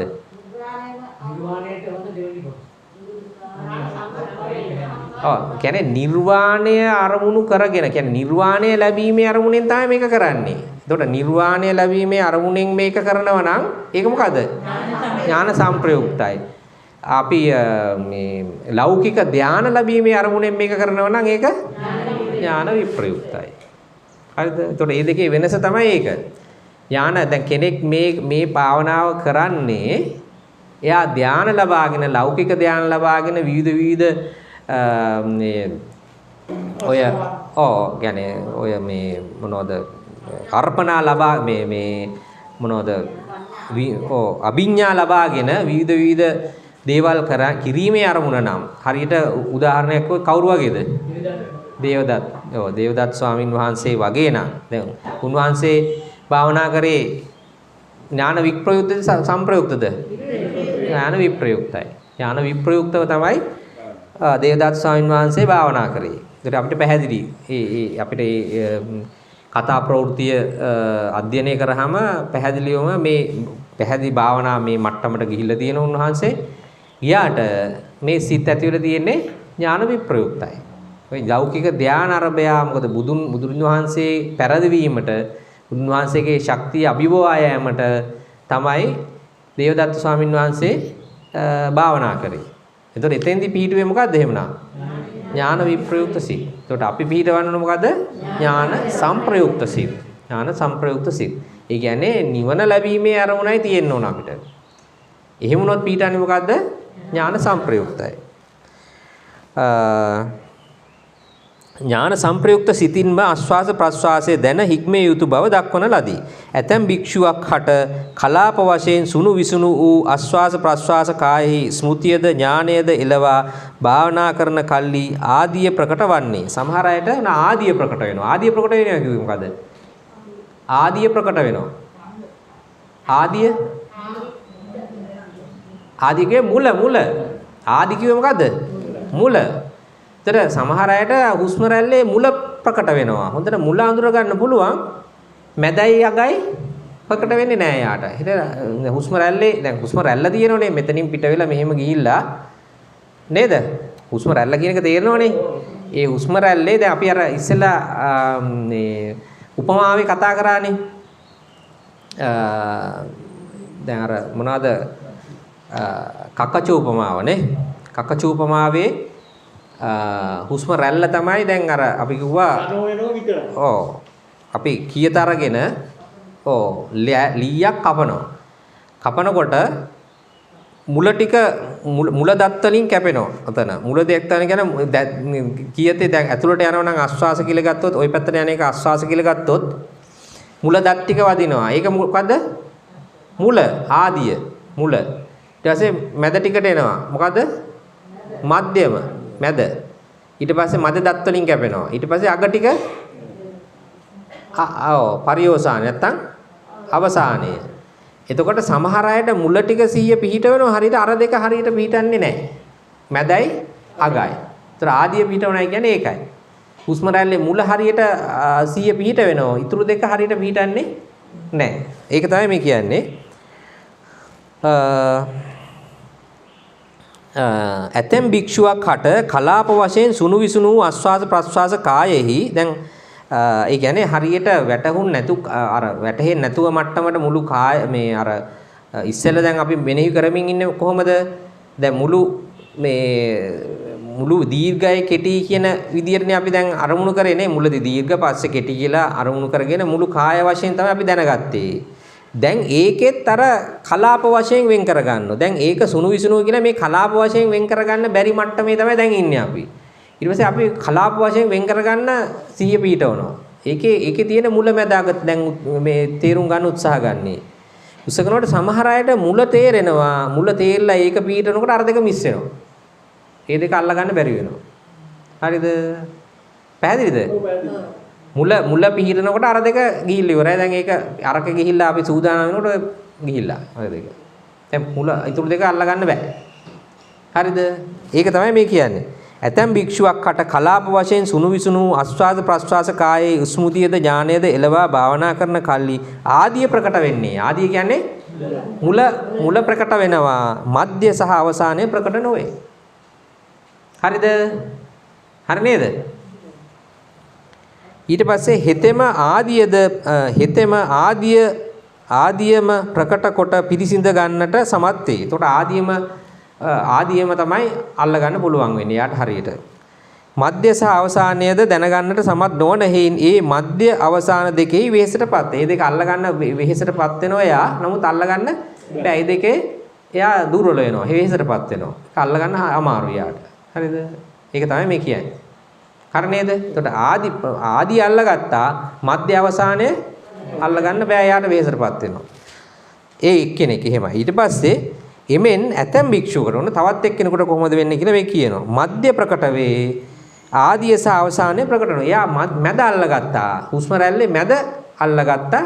මුලයි මේ අගයි අල්ලගන්න බැරි වුණා. එයා වෙහෙසටපත් වෙනවා එතන. ඒක හරියට පැහැදිලි නෑ යාට. 100 පීඨව ගන්න බැරි වුණා මුලයි අගයි. මැදේ පීඨුව හරියද? හරිද? හෙතෙම මධ්‍ය ප්‍රකට කොට දැනගන්නට සමත් වේ. ආදිය හා අවසානය ප්‍රකට නොවීමෙන් වෙහෙසටපත් වේ. අන්න එයා අර දෙක අල්ලගන්න ගිහලා එයා වෙහෙසටපත් වෙනවා. හරි නේද? ඊට පස්සේ ඇතැම් පුද්ගලයෙකු හට අවසානය ප්‍රකට වේ. ඕහට ආදිය සහ මධ්‍ය ප්‍රකට නොවීමෙන් ඒ දෙකේ වෙහෙසටපත් වේ. ආදිය එතකොට ඕහට ආදිය සහ මධ්‍ය ප්‍රකට මේ ඇතැම් පුද්ගලයෙකු අවසානය ප්‍රකට වෙනවා. අන්තිම අල්ල ගන්නවා. අන්තිම හුස්ම රැල්ලේ අන්තිම අල්ල ගන්නවා. හැබැයි මුලයි මැදයි අල්ල ගන්න හරියට අල්ල ගන්න බැරි වෙනවා. ඒකෙදි අල්ල ගන්න ගිහිල්ලා එයා මේ හුස්ම පිට ගන්න ගිහිල්ලා වෙහෙසටපත් වෙනවා එයා. හරිද? ඒ කියන්නේ එයා මොකද්ද? කාර්යක්ෂම නිකන් එයා දක්ෂ මදි වගේ නේ. තාම මදි. සමාධියේ මදි මට්ටමේ ඉන්නේ. ඒ අවස්ථාව තුනේම ඉන්න කාණ්ඩෙට මදි. ඔව්. දැන් සමහරුන්ට මුල විතරයි. තව ඉස්සරහට යන්න ඕනේ එයා. තව යන්න ඕනේ. තව තුනම අල්ල ගන්න. නේද? දැන් අපි කියමු 3-4ක් අපිට දානකොට දැන් අපි කියමු අපි වේගයෙන් අර මොන හරි අපි ඉස්සෙල්ලා කිව්වා වගේ දානකොට ඉස්සෙල්ලා දැන් ටිකක් පුහුණු වෙනවනහම හොඳට කරලා පුහුණු වුණාම ඔය 3-4 එක වේගයෙන් ගන්න පුළුවන්. අල්ල ගන්න පුළුවන් නේ වේගයෙන්. මුලදී එහෙම බෑ. නේද? ඒතකොට ඒ කියන්නේ ඒ තුනම වේගයෙන් අල්ල ගැනීම සඳහා අපේ භාවනාව ප්‍රගුණ කරනවා. ඔව් කරන්න පුහුණු කරනවා. ඒක තමයි දැන් මුලදී තුන් ආකාර මේ මට්ටමේදී පුද්ගලයෝ තුන් ආකාර පුද්ගලයන් ඉන්න පුළුවන්. ඒක මේ මට්ටමේම ඉන්න ආකාර තුනක අය ඉන්න පුළුවන්. තුනකයි මොකද්ද? එක්කෙන වෙනස මට්ටම මොකද්ද? එකයි අල්ල ගන්න පුළුවන්. හුස්ම රැල්ලේ තුනක් තියෙනවා. තුනෙන් එකයි අල්ල ගන්න පුළුවන් මොකක් හරි. අනිත් දෙකම එයාට මග ඇරෙනවා. දැන් මේ මට්ටමේදී කෙනෙක් පළවෙනි එක මුල අල්ල ගන්නවා, කෙනෙක් මැද අල්ල ගන්නවා, කෙනෙක් අග අල්ල ගන්නවා. තුනම එක සැරේට අල්ල ගන්න බෑ. ඒක මොකද ඇයි? සමාධිය මදි. තව ඒ තුනම අල්ල ගන්න නම් තව ඉස්සරහට යන්න ඕන. තව ඉස්සරහට යන්න ඕන. දැන් මෙහෙම අල්ලල්ලා ඉස්සරහට යන්න ඕන. තේරුණා නේද? තව ඉස්සරහට යන්න ඕන. දැන් මෙහෙම අල්ල ගන්න බැරුණ එක අතහැරලා දානවද? නෑ. අතහැරලා දාන්නේ නෑ. තව ඉස්සරහට යනවා.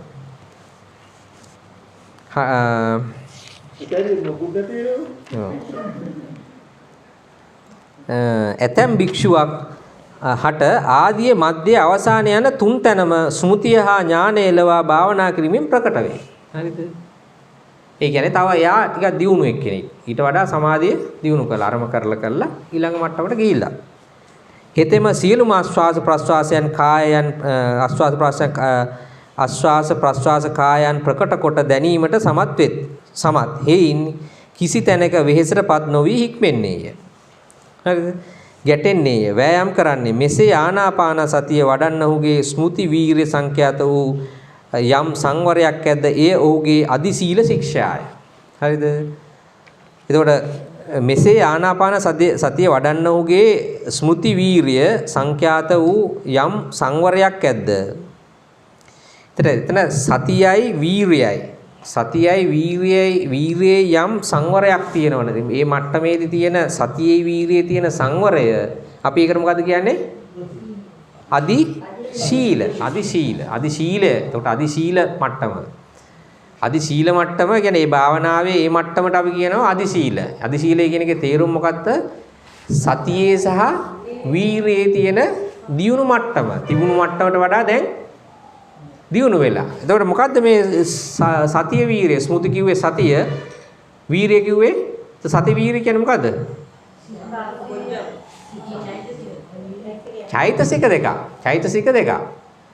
චෛතසික දෙක දැන් ඉස්සෙල්ලා තිබුණ නැද්ද? තිබුණා. දැන් ඊට වඩා දියුණු මට්ටමයි. දැන් ඊට වඩා දියුණු. ඒක ඉස්සෙල්ලත් තිබුණා, දැනුත් තියෙනවා. හැබැයි ඉස්සෙල්ලා තිබුණට වඩා දැන් දියුණු. හරිද? ඒකට අපි කියනවා අන්න ඒ දෙක එකේ දියුණුවට මේ මට්ටමේ දියුණුවට අපි කියනවා අදි සීල ශික්ෂා. දැන් උන අදි සීල ශික්ෂාව මට්ටමේ ඉන්නේ. එතකොට යම් සමාධියක් ඇද්ද එය ඔහුගේ අදි චිත්ත ශික්ෂා. දැන් මේ මට්ටමේ තියෙන සමාධියට අපි කිව්වා දැන් සිත දියුණු වෙලා. අන්න ඒකට කියනවා අදි චිත්ත. අදි චිත්ත සමාධියේ දියුණුව අපි අදි චිත්ත ශික්ෂාව කියලා කියනවා. ඊළඟට යම් ප්‍රඥාවක් වේද ඒ ඔහුගේ අදි ප්‍රඥා ශික්ෂා. දැන් ප්‍රඥාවත් ඒත් එක්කම දියුණු වෙලා දෙන ඉස්සෙල්ලත් තිබුණා. දැන් දියුණු වෙලා ඒක දැන් අදි ප්‍රඥා ශික්ෂා. මේ තුන් ශික්ෂාවගේ වශයෙන් ඒ ආශ්වාස ප්‍රශ්වාස අරමුණේ පවත්නා ස්මෘතියෙන් භාවනා මනස්කාරයෙන් හික්මෙන්නේය. එකෙන් හික්මෙනවා. එකී කුසල ධර්මයන් ආසේවනය කරන්නේය, වඩන්නේය, නැවත නැවත පැවැත්වීම බහුලීකృత කරන්නේ. නැවත නැවත බහුලීකృత කරනවා. හරි නේද? එතකොට දැන් ඔන්න පියවරයන් තුනක් අපි සාකච්ඡා කරා. පළමු ක්‍රම දෙකින් දීර්ඝ වූ ආස්වාස ප්‍රශ්යන්ගේ වේද හුස්ස වූ ප්‍රශ්වාසය හුස්ස කියන්නේ ලුහුඩු කියන එක කෙටි වූ ආස්වාද ප්‍රශ්වාසයන්ගේද වර්තමාන කාල වශයෙන් අරමුණු කොට සිත පිටවා ගැනීම වදාරන ලදී. මේ තුන්වන වස්තුවෙන් ඒ ආස්වාද ප්‍රශ්වාස ආරම්භණයන්හි ඥාන සංප්‍රයුක්ත සිත් උපදවා ගැනීම. ආන්න තුන්වෙනි පියවරේ මොකද උනේ? ඥාන සංප්‍රයුක්ත සිත් උපදවා ගත්තා. හරිද? නම් ගැනීම වශයෙන් යෝග කටයුතු බව වදාරන ලදී. එතකොට පළවෙනි දෙකේදී ඇති වුණ සිත් ඇති වුණාද නැද්ද? ඒක එතකොට මොන සිද්දේ? මොකක්ද සිත් ඇති වෙන්නේ? පළවෙනි පියවරේ දෙවෙනි පියවරේ ඇති වුණ සිත් මොනවද? මෙච්චර උසස් සිත් නෙමෙයි. අකුසල් සිත්? නෑ අකුසල් සිත් නෙමෙයි. අහේතුක සිත්? ඥාන? ඔව්. ඒ වුණාට මෙච්චර දියුණු මට්ටමේ ඒවා නෙවෙයි. නෑ මොනවද කියලා කියන්න නම් වලින් දැන් දන්න ඕනේ. දැන් ඔහොම එහෙම බෑ ලකුණු දෙන්න බෑ එහෙම. ඊට කියන්න ඕනේ. සිත් ඔක්කොම කීයක් තියෙනවද? සිත් 89යි. ඉතින් මොනවද දැන් නම් වලින් ওই 89 නම් වලින් දන්නවද? දන්නවද? නම් වලින් දන්නවද 89ම නම් දන්නවද? දන්නවා. ඉතින් මොනවද කියන්න ඕනේ? එහෙම කියන්න ඕනේ ඉතින්. ඔතන අකුසල් සිද්ද ඇති උනේ. අහේතුක සිද්ද ඇති උනේ. කාමසෝපන සිද්ද ඇති උනේ. කාමසෝබන සිත්. ඔව් කාමසෝබන සිත් කීයක් තිබුණද? 24ක් තිබුණා. මොනවද 24? කුසල් සිත් 8යි, විපාක සිත් 8යි, ක්‍රියා සිත් 8යි. උතර ක්‍රියා සිත් ඇති වුණාද? නැහැ. විපාක සිත් ඇති වුණාද? නැහැ. එතකොට උතන කුසල් සිත් 8 ඇති වුණේ. හරිද? එතකොට ඉස්සල පියවරන් දෙකෙත් කාමසෝබන කුසල් සිත් නේද ඇති උනේ? එතනත් ඇති උනේ මෙතනත් ඇති උනේ ওই පියවරන් තුනේම කාමාවචර සිත් ඇති උනේ. කාමාවචර කුසල් සිත් ඇති උනේ. හරිද? එතකොට දැන් පළවෙනි පියවරයන් දෙක වශයෙන් දැන් මෙතෙන්දී පොඩි ගැටීමක් එනවා ඒ අදහසත් එක්ක. මෙතන මේ කියන අදහසත් මේක නෑ ඒ අදහස ඒ කාරණාව. එතන පොඩි ගැටීමක් එනවා. ඊතර පළවෙනි පියවරන් දෙකේ එතකොට සිත් වශයෙන් ගත්තාම ඒත් කාමාවචර කුසල් සිත් නැති උනේ. ඒතර ඒක වෙන්න පුළුවන් ඥාන විප්‍රයුක්ත ඥාන සංප්‍රයුක්ත විදියට එන්න පුළුවන්. හරිද? එතකොට ඥාන විප්‍රයුක්තෙන්නේ මොන වෙලාවටද? අපි නිවන අරමුණු කරගෙන නැතුව නැත්තම් නිවන් දැකීම අපේ අරමුණ තියෙන ඉලක්කය තියෙන නිවන නෙමෙයි වෙනත් ওই ලෞකික අභිඥා ලබා ගැනීම සඳහා භාවනා කරනවා. එහෙමනම් එතන මොකද්ද? ඥාන විප්‍රයුක්තයි. එහෙම නැත්තම් නිවන් දැකීම මේ දුක අඳුරගෙන මේ දුකෙන් මිදෙන්න ඕන කියන අරමුණ නම් අපේ තියෙන්නේ. එතන මොකද්ද? ඥාන සංප්‍රයුක්තයි. ඔන්න ඒ දෙකෙන්නේ ওই දෙක වෙන් වෙන්නේ. එතන පළවෙනි පියවරන් දෙකෙත් මෙතන වෙනම මේ පොතේ නෑ එහෙම එකක් කියලා. මේකේ අරම කියලා තියෙනවා තුන්වෙනි පියවරේදී. දැන් මෙතන මට තේරෙන විදියට අපි මේ ඉස්සරහට තවදුරටත් විමර්ශනය කරමු. මට තේරෙන විදියට කලිනුත් කාමසෝබන කුසල් සිත් තමයි ඇති උනේ. හරිද? හැබැයි අපි විශේෂයෙන් ඥාන සංප්‍රයුක්ත කරගන්නවා තුන්වෙනි පියවරේදී. ඔව් තුන්වෙනි පියවරේදී විශේෂයෙන් හිතලා කලිනුත් කාමාචර අපේ නිවරණං අරමුණු කරේ. ඒ කියන්නේ අපි මේ දුක අඳුරගෙන තියෙනවා නම් මේ ඉපදීම දුකක් කියන එක අඳුරගෙන තියෙනවා නම් දැන් ඒකෙන් මිදීමනේ අවශ්‍ය වෙන්නේ මේක. එහෙම කෙනාටනේ නිවන ඕන වෙන්නේ. එහෙම හිතුවේ නැති කෙනාට නිවන ඕනද? නෑ. එයාට ඕනේ නෑ නිවන. එයාට තියෙන්නේ එක විවිධ හාස්කම් පෙන්වන්න නම් එයා දුක කියන එක අඳුරගෙන නෑ. එයාට ඕන භාවනා කරලා විවිධ හාස්කම් කරන්න, කීර්තිය උපදවන්න, හැකියාවන් පෙන්වන්න අන්න ඒ මොකද ඥාන විප්‍රයුක්ත. ඥාන සංප්‍රයුක්ත නම් අන්න එයා දුක අඳුරගෙන මේ දුකෙන් මිදීම තමයි එයාගේ අරමුණ. හරිද? පැහැදිලි නේද? එකම වැඩේ කරන්නේ. හැබැයි අරමුණ දෙකක්. එහෙම තියෙනුනේ අපිට ඕනම දෙයක් බාන්න දැන් කෙනෙකුට සමහර කෙනෙකුට උදව් කරන්න පුළුවන් ඇත්තටම තියෙන කරුණාව නිසා. තව කෙනෙක් උදව් කරන්න පුළුවන් පෙරලා උදව්වක්. දැන් එකම වැඩේ කරන්නේ, එකම උදව්ව කරන්නේ. හැබැයි අරමුණු දෙකක්. අන්න ඒ වගේ තමයි මෙතන. හරිද? ඒතර මට මෙතන පොඩි ගැටීමක් එනවා. ඒක මෙතන විශේෂයෙන් මෙතන සඳහන් කරමු නිසා. නමුත් කලවෙනි පියවරයන් දෙකේදී අපිට හරි නිවැරදි කියන්නේ අපිට තේරෙන විදියට ඒත් කාමාචර කුසල් සිත් තමයි ඇති වෙන්නේ. ඒත් කාමාචර කුසල් සිත් තමයි ඇති වෙන්නේ. සිත් ඇති වෙන්නේ නැතුව මේක වෙන්න බෑනේ. සිත් ඇති වෙන්නේ නැතුව මේක වෙන්න බෑනේ. අනිවාර්යෙන් සිත් ඇති වෙන්න ඕන. ඒතර වෙන සිත් ඇති වෙන්න බෑනේ මෙතෙන්දී. මෙතෙන්දී තාම අපාර්පණා වලට අපි ගියේ නැහැ. එතකොට මෙතන රූපාවචර සිත් නැහැ. අරූපාවචර සිත් නැහැ. ලෝකෝත්තර සිත් නැහැ. එතකොට මෙතන කාමාවචර සිත් මේ කාමාවචර සිත්නේ තියෙන්නේ නේ. කාමාවචර සිත් 57 නේ. ඒකෙන් අකුසල් සිත් නැති බව අපි දන්නවා මෙතන. ඊට පස්සේ අහේතුක සිත් නැහැ. එතකොට ඉතුරු වෙන්නේ 24යි. ඒ 24 විපාක සිතුත් නැහැ, ක්‍රියා සිතුත් නැහැ. එහෙනම් කාමාවචර කුසල් සිත්. හරිනේ? ඉතින් මෙතෙන්දී විශේෂයෙන් අපි අරමුණු කරලා ඥාන සංප්‍රයුක්ත කර ගැනීම සඳහා විශේෂ අවධානය යොමු කරනවා. ඒක තමයි මෙතන මේ සඳහන් කරලා තියෙන්නේ. නැත්නම් මේ විශේෂයෙන් එතෙන්දී මේක සඳහන් කිරීම පොඩි ගැටීමක් එනවා. අපි ඒක මතක තියාගෙන ඉමු. ඊළඟට යනවා ඊළඟ පියවරට. හතරවෙනි. 4. ඕදාරික කාය සංස්කාර සංසිඳ වෙමින් දැන් හතරවෙනි පියවර කියන්නේ මේ කියන්නේ 558 පිටුව. ඖදාරික කාය සංස්කාර සංසිඳුවමින් ආශ්වාස කරන්නෙමි හික්මෙන්නේ. ඖදාරික කාය සංස්කාර සංසිඳුවමින් ප්‍රශ්වාස කරන්නෙමි හික්මෙන්නේ. ඔන්න ඒක තමයි හතරවෙනි පියවර. දැන් ඔන්න අපි කායානුපස්සනාවේ පියවරයන් 3ක් කරලා දැන් 4 වෙනි පියවර තමයි යන්නේ. දැන් ඔන්න අපි හොඳ සමාධියක ඉන්නේ.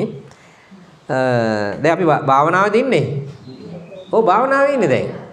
දැන් පියවර 3 වෙනි එකේ ඉන්නේ දැන්. එහෙම නේද? 4 වෙනි. ඔව් 4 වෙනි එකේ ඉන්නේ. 3ක් කරලා ඉවරයි. දැන් අපි හොඳ භාවනාවක ඉන්නේ දැන්. හරිද? දැන් මේ වෙලාවේ භාවනාව කියන එක නෙමෙයි කියන්නේ මේ. දැන් ඊළඟට යන්නේ ඔව් භාවනාවේ ඉන්නේ දැන්. කාය සංස්කාර නම් ආස්වාස ප්‍රස්වාස. දැන් කාය සංස්කාර කියන්නේ මොකද්ද මේ? ඔව් කාය සංස්කාර කියන්නේ මේ ආස්වාස ප්‍රස්වාස කියන ආස්වාස ප්‍රස්වාසය කියන එක මේ කියන හුස්ම රැල්ල කියන එක තමයි ඒකේ තියෙන සංස්කාර කියලා කිව්වේ. ඒකේ තියෙන අසමතුලිත නිකන් අඩුලුහුඩුකම් කියන එක තමයි මේ කාය සංස්කාර කියලා කියන්නේ.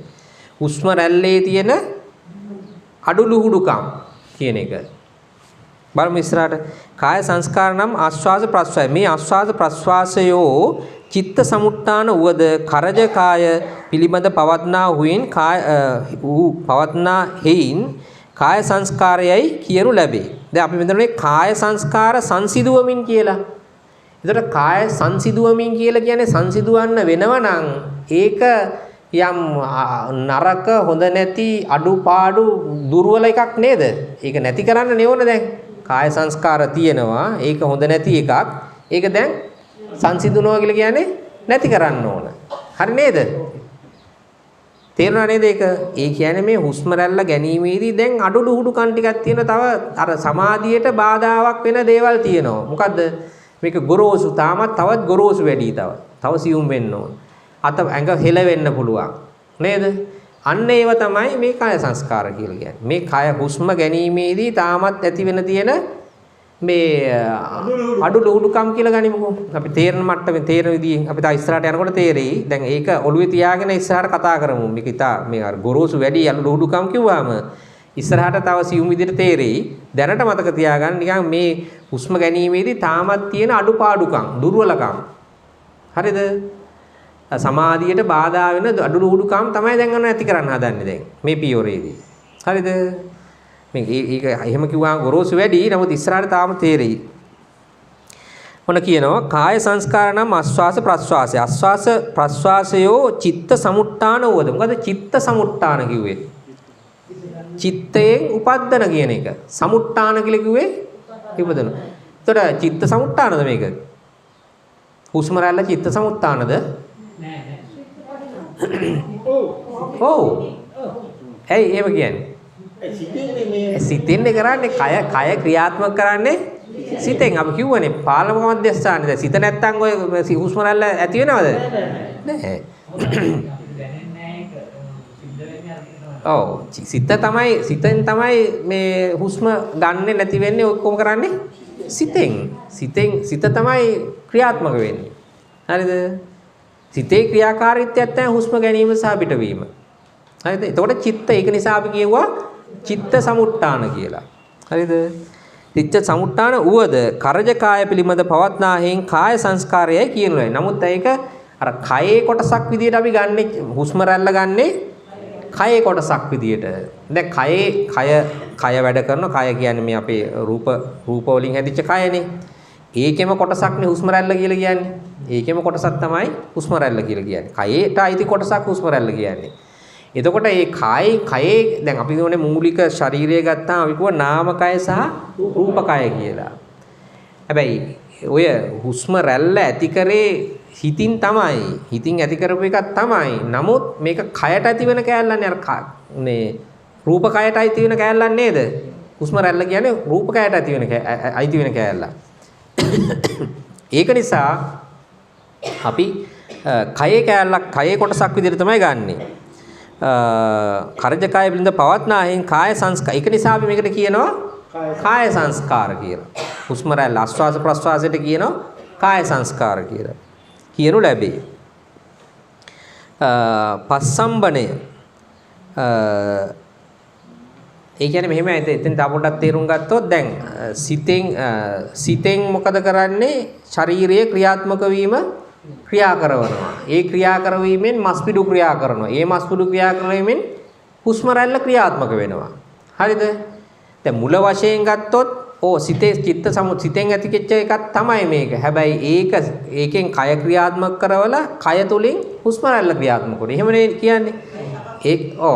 කයේ ක්‍රියාත්මක වීමනේ හුස්ම රැල්ල එහෙම යන්නේ. නේද? ඒක නිසා කාය සංස්කාරයේ කයෙන් ඇති වෙන දෙයක් කියලා අපි මේක ගන්නවා. තේරුණාද? කය ක්‍රියාත්මක උනේ සිතෙන් තමයි. සිතෙන් කය ක්‍රියාත්මක වෙලා කය ක්‍රියාත්මක වෙන්නේ හුස්ම රැල්ල ක්‍රියාත්මක වුණා. හරි නේද? එහෙම නේද උනේ? ඔව්. දැන් ඇත්තට මුල හොයාගෙන ගියොත් වෙලා තියෙන්නේ සිතෙන් තමයි මේක උනේ. ඒ වුණාට සිතෙන් කය ක්‍රියාත්මක කළා කයෙන්නේ හුස්ම රැල්ල ක්‍රියාත්මක උනේ. ඒක නිසා කය හරහා. කය හරහා. ඒ නිසා කය එකක් කියලා ගත්තත් වැරදි නෑ නේද? නේද? මේ දෙක පියවරයන් දෙක විතරට ගත්තොත් කයෙන් හුස්ම රැල්ල ඇති උනායි කියන එක වැරදිද? වැරදි නෑ. ඒත් හරි.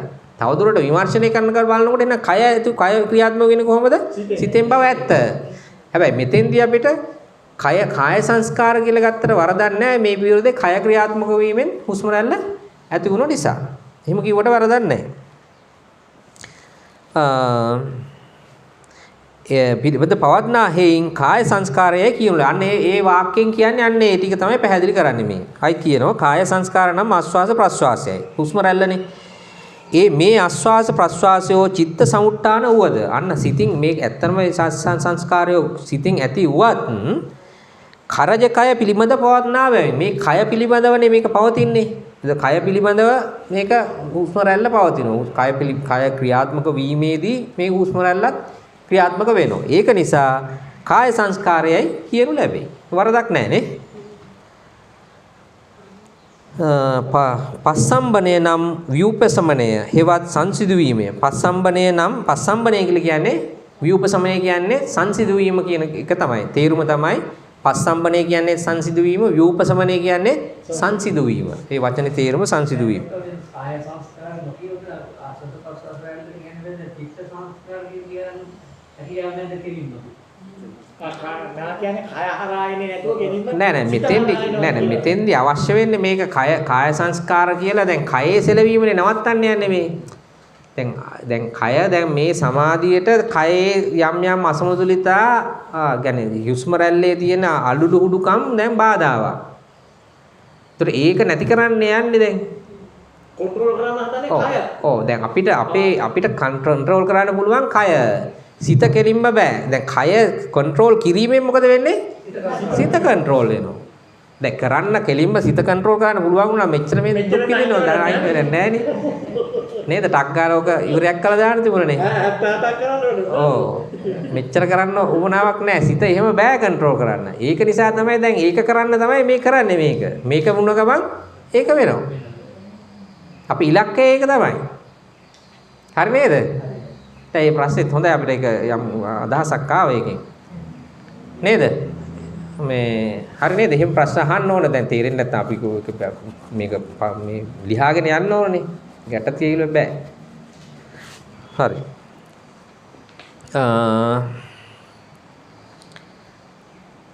එතකොට පස්සම්බණේ නම් ව්‍යූපසමනයේ හෙවත් සංසිඳු වීමේ එවැනි සංසිඳු වීමක් නැති කල්හි උපදනා සුළු ආස්වාස ප්‍රස්වාසය ඕදාරික කාය සංස්කාර නම් වෙති. එවැනි සංසිඳු වීමක් නැති කල්හි උපදනා සුළු ආස්වාස ප්‍රස්වාසය ඕදාරික කාය සංස්කාර නම් වෙති. ඒ කියන්නේ දැන් අර සංසිඳු වීමක් නැති තාමත් අර අපේ සිහියෙන් මිදිලා යම් ආස්වාස ප්‍රස්වාසයක් තියෙනවද යම් අසමතුලිතව වෙනවද අන්න ඒව මොනවද? අන්න ඒව තමයි කාය සංස්කාර. අන්න ඒව තමයි අපි මේ සංසිඳවන්න හදන්නේ. ඒකෙත් හරියට සිහිය පිහිටවල හරියට ඒ වගේ දේවල් නැති කරන්න හරියටම මේ සිහිය පිහිටවන්න හදන්නේ මේ දැන්. තේරුණාද? දැන් අපේ මේ සිහියෙන් මිදිලා හරියට සිහිය පිහිටවන්න නැති ඒවත් මේ අතර වෙනවනම් අන්න ඒවත් නැති කරනවා. අන්න ඒව තමයි කාය සංස්කාර කියන්නේ. ඒවත් නැති කරනවා. හරි නේද? මේ ඕදාරික කාය සංස්කාරයන් ප්‍රයෝග සම්පත්තියේ නැවත නැවත නූපදනාසේ සංසිඳ වීම වෙමින් හික්වීම මෙයින් අදහස් කරන ලදී. කියන්නේ මේ ඕදාරික කාය සංස්කාරයන් ප්‍රයෝග සම්පත්තියේ නැවත නැවත නූපදනාසේ සංසිඳ වීම හික්වීම හික්මීම මෙයින් අදහස් කරන ලදී. තවදුරටත් අරගේ සිත පිහිටවල වෙලා හරියටම මේ හැම ආස්වාස ප්‍රස්වාසයක් කෙරෙහිම සීට පිටලා හරියටම සියුම්ව මේ හැම මේ ආස්වාස ප්‍රස්වාසයක් කිරීම සිහි පිටවීම තමයි මේ කාය සංස්කාරයන් සංසිඳනවායි කියන්නේ.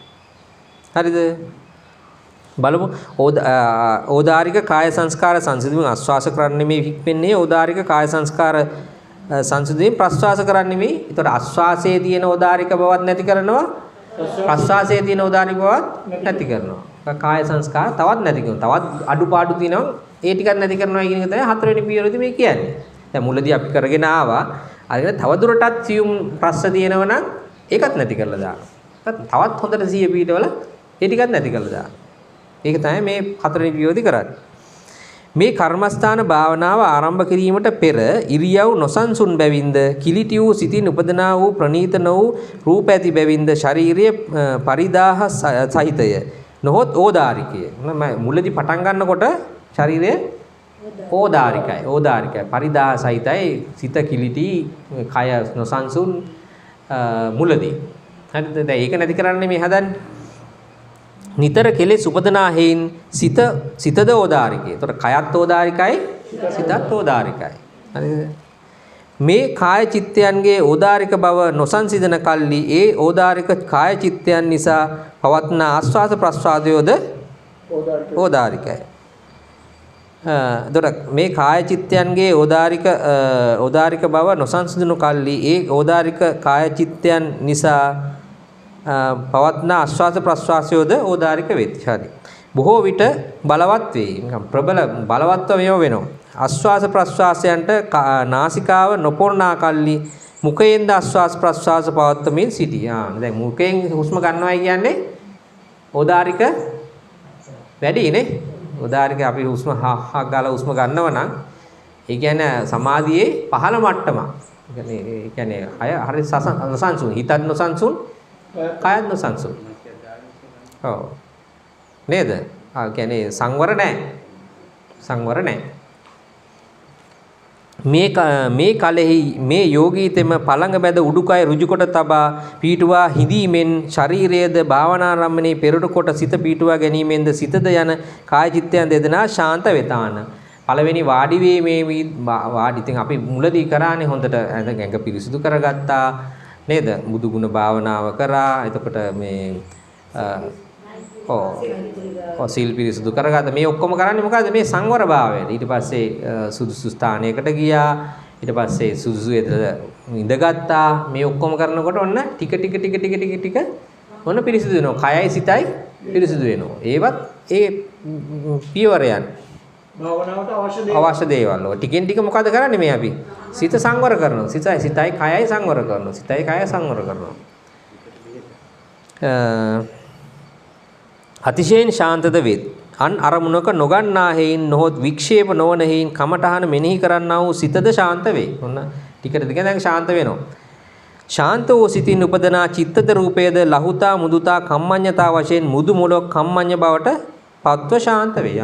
ඊට පස්සේ ඔන්න එහෙම දියුණු කරගත් සිතෙන් උපද්දන මේ රූපය අපි දන්නෝනේ නේ. චිත්තජ රූපය ලහුතා මුදුතා කම්මඤ්ඤතා තවත් සියුම් මෘදු මොලොක් වෙනවා. හරිද? මේ මොලොක් වෙන්න අර භාවනා කර්මයට සුදුසු වෙනවා. අපේ ඒවයි හොඳ මුදුතා කම්මඤ්ඤ මේ මුදුතා ලහුතා මුදුතා කම්මඤ්ඤතා රූප හොඳ රූප උපද්දනවා කියලා කියන්නේ හොඳ මේ ඒ ඉරියව්වේ හිඳින්න වැඩි වෙලාවක් ඉඳලා පහසුවෙන් භාවනාව කරන්න පුළුවන් ශක්තිය උපද්දලා දෙනවා. රූප ටිකනේ අපි ඒව ඉගෙන ගත්තනේ කලින්. මතකයි නේද රූප කාණ්ඩේ. ශාන්ත බවට පත් වූ කල්ලි ආස්වාස ප්‍රස්වාසයෝද ශාන්තව සියුම්ව පවති. ආස්වාස ප්‍රස්වාසයෝ ඇද්දෝ හෝයි සෙවීමට තරම් සියුම් බවට පැමිණේ. සමහරවිට එහෙම ගිහිල්ලා අන්තිමට ආස්වාස ප්‍රස්වාසය නැති වෙන නොදැනෙන මට්ටමට සියුම් වෙන්න පුළුවන්. නේද? සමාධිය දියුණු වෙන. යම්සේ පුරුෂයෙක් වේගයෙන් හෝ වෙන උපමාවක් කියන මේකෙන්. යම්සේ පුරුෂයෙක් වේගයෙන් හෝ දුවවිත් පර්වතයෙන් හෝ බැස මහා බරක් හෝ හිසින් බහා තබා සිටි කල්ලි ඔහුගේ ආස්වාද ප්‍රස්වාසය ඕදාරික වෙද්ද. ඔන්න දැන් මහා වේගයෙන් පුරුෂයෙක් ඇවිල්ලා මහන්සිල දුර ඇවිල්ලා බරකුත් අරගෙන දුර ඇවිල්ලා බර බිමින් තියුවා. බර බිමින් තියුවා කය සංවර වෙනවද? හිත සංවර වෙනවනේ ඉතින් දැන් අර දුවන වෙලාවේ තියෙන සංවරභාවය අර බිමින් තියලා නැවතුනහම සංවර නැද්ද? අරට වඩා සංවරයි. නේද? අර ඒ වැඩේ කරන වෙලාවට වඩා දැන් සංවරයි. නේද? නැවතිලා උන එයා බර බිමින් තියලා නැවතුණා. දැන් අර බර තියාගෙන දුවන වෙලාවට වඩා කයයි සිතයි සංවර නැද්ද දැන්? සංවරයි. බා සිටි කල්ලි ඔහුගේ ආස්වාස ප්‍රස්වාසය ඕදාරික වෙද්ද නාසිකායෙන් පමණක් ආස්වාස ප්‍රස්වාස කිරීමට නොහැකි වූයේ මුඛයෙන්ද ආස්වාස ප්‍රස්වාස කරන්නේද ඒ පරිශ්‍රමයේ නොහොත් විඩාව දුරුකොට නහා පැන් බී තෙත් රෙදි කඩක් ලෙහි තබාගෙන සීල් සෙවණිය හුන්නේ. දැන් එයා මොකද කරන්නේ? එහෙම තියලා බර විමින් තියලා එයා හොඳට මේ විඩාව සංසිඳව ගන්නවා. සංසිඳවගෙන නා ගන්නවා. නාගෙන තේකුකුත් බොනවා. තේකුකුත් බිනවලා තෙත් රෙදි කඩක් ලෙහි තබාගෙන සිහිල් සෙවණේ උන්නේ. හොඳ සිහිල් සෙවණක ඉන්නවා. දැන් කොහොමද සංවර්ධ නැද්ද ඉස්සරට වඩා? දැන් අන්න ඊටත් වඩා දැන් සංවරයි. ඔහුගේ ඒ ආස්වාස ප්‍රස්වාසය සියුම්ව ඇද්දෝ නැද්දෝයි සෙවිය යුතු බවට පැමිණෙන්නේද? යෝගී හටද ඕදාරික ආස්වාස ප්‍රස්වාසයන් සංසිඳුණු කල්ලි එසේමය. හරිද? ඒ කියන්නේ මේ පියවරෙන් පියවර මේ උපමාවකින් කියනවා මේ ආස්වාස ප්‍රස්වාස කය සංවර බව එන්න වැඩි වෙන මූලික අපිට තේරෙන මට්ටම අපි ඔය ඕනේ අපි දන්නේ භාවනාවේ මට්ටම අපිට හරියට වැටහෙන්නේ නැහැ. ඒක නිසා මේ ඕදාරික උපමාවකින් කියන මේ සියුම් බව අරට වඩා මේක සියුම් ඊට වඩා මේක සියුම් කියලා ඕදාරික උපමාවකින් කියනවා. දැන් ඔන්න ඒ ටික කියනවා ආයෙත් ඔන්න මේ භාවනාවේදී ඒ මට්ටම් ටික කියනවා දැන්. ඔන්න අපරිග්‍රහිත කාලයට වඩා පරිග්‍රහිත කාලයේ ආස්වාද ප්‍රස්වාසය සියුම්ය. ඒ කියන්නේ භාවනා කරන්න කලින් කාලයට වඩා පරිග්‍රහිත කාලය. ඒ කියන්නේ භාවනා කරන කාලයේදී ආස්වාද ප්‍රස්වාසය සියුම් නේද? කලින්ට වඩා සියුම්. පරිග්‍රහිත කාලයට වඩා ප්‍රථම ධානෝපචාරයේදී ආස්වාස ප්‍රස්වාසය සියුම්ය. ප්‍රථම ධාන උපචාරය කියලා කියමු. මොකද ප්‍රථම ධාන උපචාරයේදී. ඒ කියන්නේ ප්‍රථම ධානයේ එන්න කලින් තමයි උපචාරය එන්නේ. උපචාර මට්ටම. මතකනේ නේද? භාවනා මට්ටම් කීයද? 3යි. 3 මොකද්ද? පරිකර්ම, උපචාර, අර්පණා. අර්පණා කිව්වේ ධාන. නැත්නම් ප්‍රථම ධානය. තේරෙනවද? ප්‍රථම ධානයට කලින් උපචාරය. ආන්න ඒක තමයි කියන්නේ ප්‍රථම ධාන උපචාරය කියලා කියන්නේ ප්‍රථම ධානයට උපදින්න කලින් මට්ටම උපචාර මට්ටමේදී අර පරිග්‍රහිත කාලය කියන්නේ භාවනා පටන් ගත්ත කාලයට වඩා සියුම් නේද? අසස්වාස්ත්‍රයෝ සියුම් නේද? සියුම්. හරිද? ඒක තමයි මේ කියන්නේ. පරිග්‍රහිත කාලයට වඩා ප්‍රථම ධාන උපචාරයේදී ආස්වාද ප්‍රාශ්වාසය සියුම්ය. හරි නේද? හරි. ඊට පස්සේ ප්‍රථම ධාන උපචාරයේදී වඩා ප්‍රථම ධානයේදී ආස්වාස ප්‍රස්වාසය සියුම්. මොන ධානයට ආවා. දැන් ඊට වඩා සියුම් නේද? උපචාරයට ප්‍රථම ධාන උපචාරයේදීද වඩා ප්‍රථම ධානයේදී ආස්වාස ප්‍රස්වාසය සියුම්. ඊට පස්සේ ප්‍රථම ධානයේදීද වඩා ද්විතීය ධානය උපචාරයේදී ආස්වාස ප්‍රස්වාසය සියුම්. සියුම්නේ. ඒ කියන්නේ ප්‍රථම ධාන උපචාරය කියන්නේ ප්‍රථම ධානයට කලින් උපචාර මට්ටම. දැන් ද්විතීය ධානයට කලින් උපචාර මට්ටම. දැන් ප්‍රථම ධානයේ ඒ යෝගාවචරය ඉන්නේ. එයා ඒ යෝගාවචරය උත්සාහ කරන්නේ මොකද්ද? ဒုတိ ය ධානය උපද්දව ගන්න. ဒုတိ ය ධානය උපද්දව ගන්න භාවනා කිරීමේදී ඔන්න ဒုတိ ය ධානය උපදින්න කලින් උපචාර මට්ටමේදී තියෙන මේ ප්‍රථම ධානයට වඩා ဒုတိ ය ධාන උපචාර මට්ටමේදී ආස්වාස ප්‍රස්වාස සියුම්. හරිද? ඒක තමයි කියන්නේ ප්‍රථම ධානයට වඩා ဒုတိ ය ධාන උපචාරයේදී ආස්වාස ප්‍රස්වාසය සියුම්ය. හරිද? ඊට පස්සේ ဒုတိ ය ධාන උපචාරයේදීට වඩා ဒုတိ ය ධානයේදී ආස්වාස ප්‍රස්වාසය සියුම්. තේරෙනවනේ? ဒုတိ ය ධානයේදීට වඩා තෘතිය ධාන උපචාරයේදී ආස්වාස ප්‍රස්වාසය සියුම්. මේ ටික තේරෙනවනේ නේ? ඊට පස්සේ තෘතිය ධාන උපචාරයේදීට වඩා තෘතිය ධානයේදී ආස්වාස ප්‍රස්වාසය සියුම්ය. තේරෙනවා? තෘතිය ධානයේදීට වඩා චතුර්ථ ධාන උපචාරයේදී ආස්වාස ප්‍රස්වාසය සියුම්ය. ඊට පස්සේ චතුර්ථ ධාන උපචාරයේදීට වඩා චතුර්ථ ධානයේදී ආස්වාස ප්‍රස්වාසය අතිසියුම්ව ඇතැයි කිව යුතු බවට පැමිණෙන්නේ. හරිද? එතරත් එතන අන්තිම පේලේ නැතයි කියලා තියෙන්නේ 559 පිටුවේ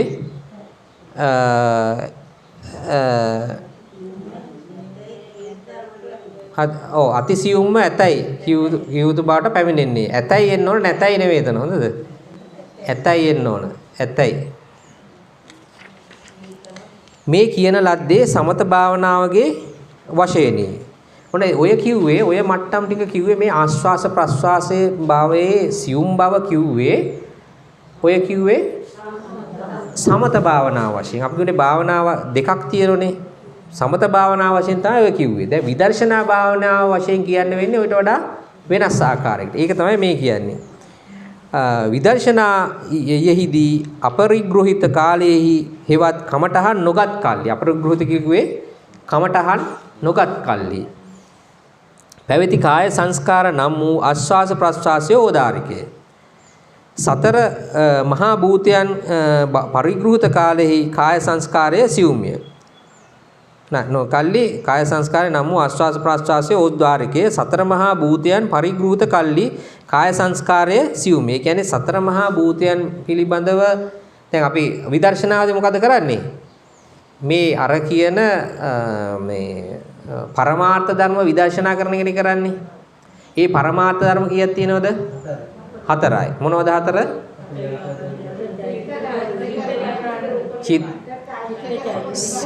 චිත්ත, චෛතසික, රූප, නිර්වාණ. ඔය හතරෙන් වඩා ඕදාරික මොනවද? රූප ඕදාරිකයි නාම සියුම්. නාම සියුම්. ඒතකොට නාම තුනයිනේ උතන. චිත්ත, චෛතසික, නිර්වාණ. නාම ඔකේ රූප ඕදාරිකයි. එතකොට අපි ඒක නිසා තමයි මෙතන රූප ටික ගන්නෙ මේ.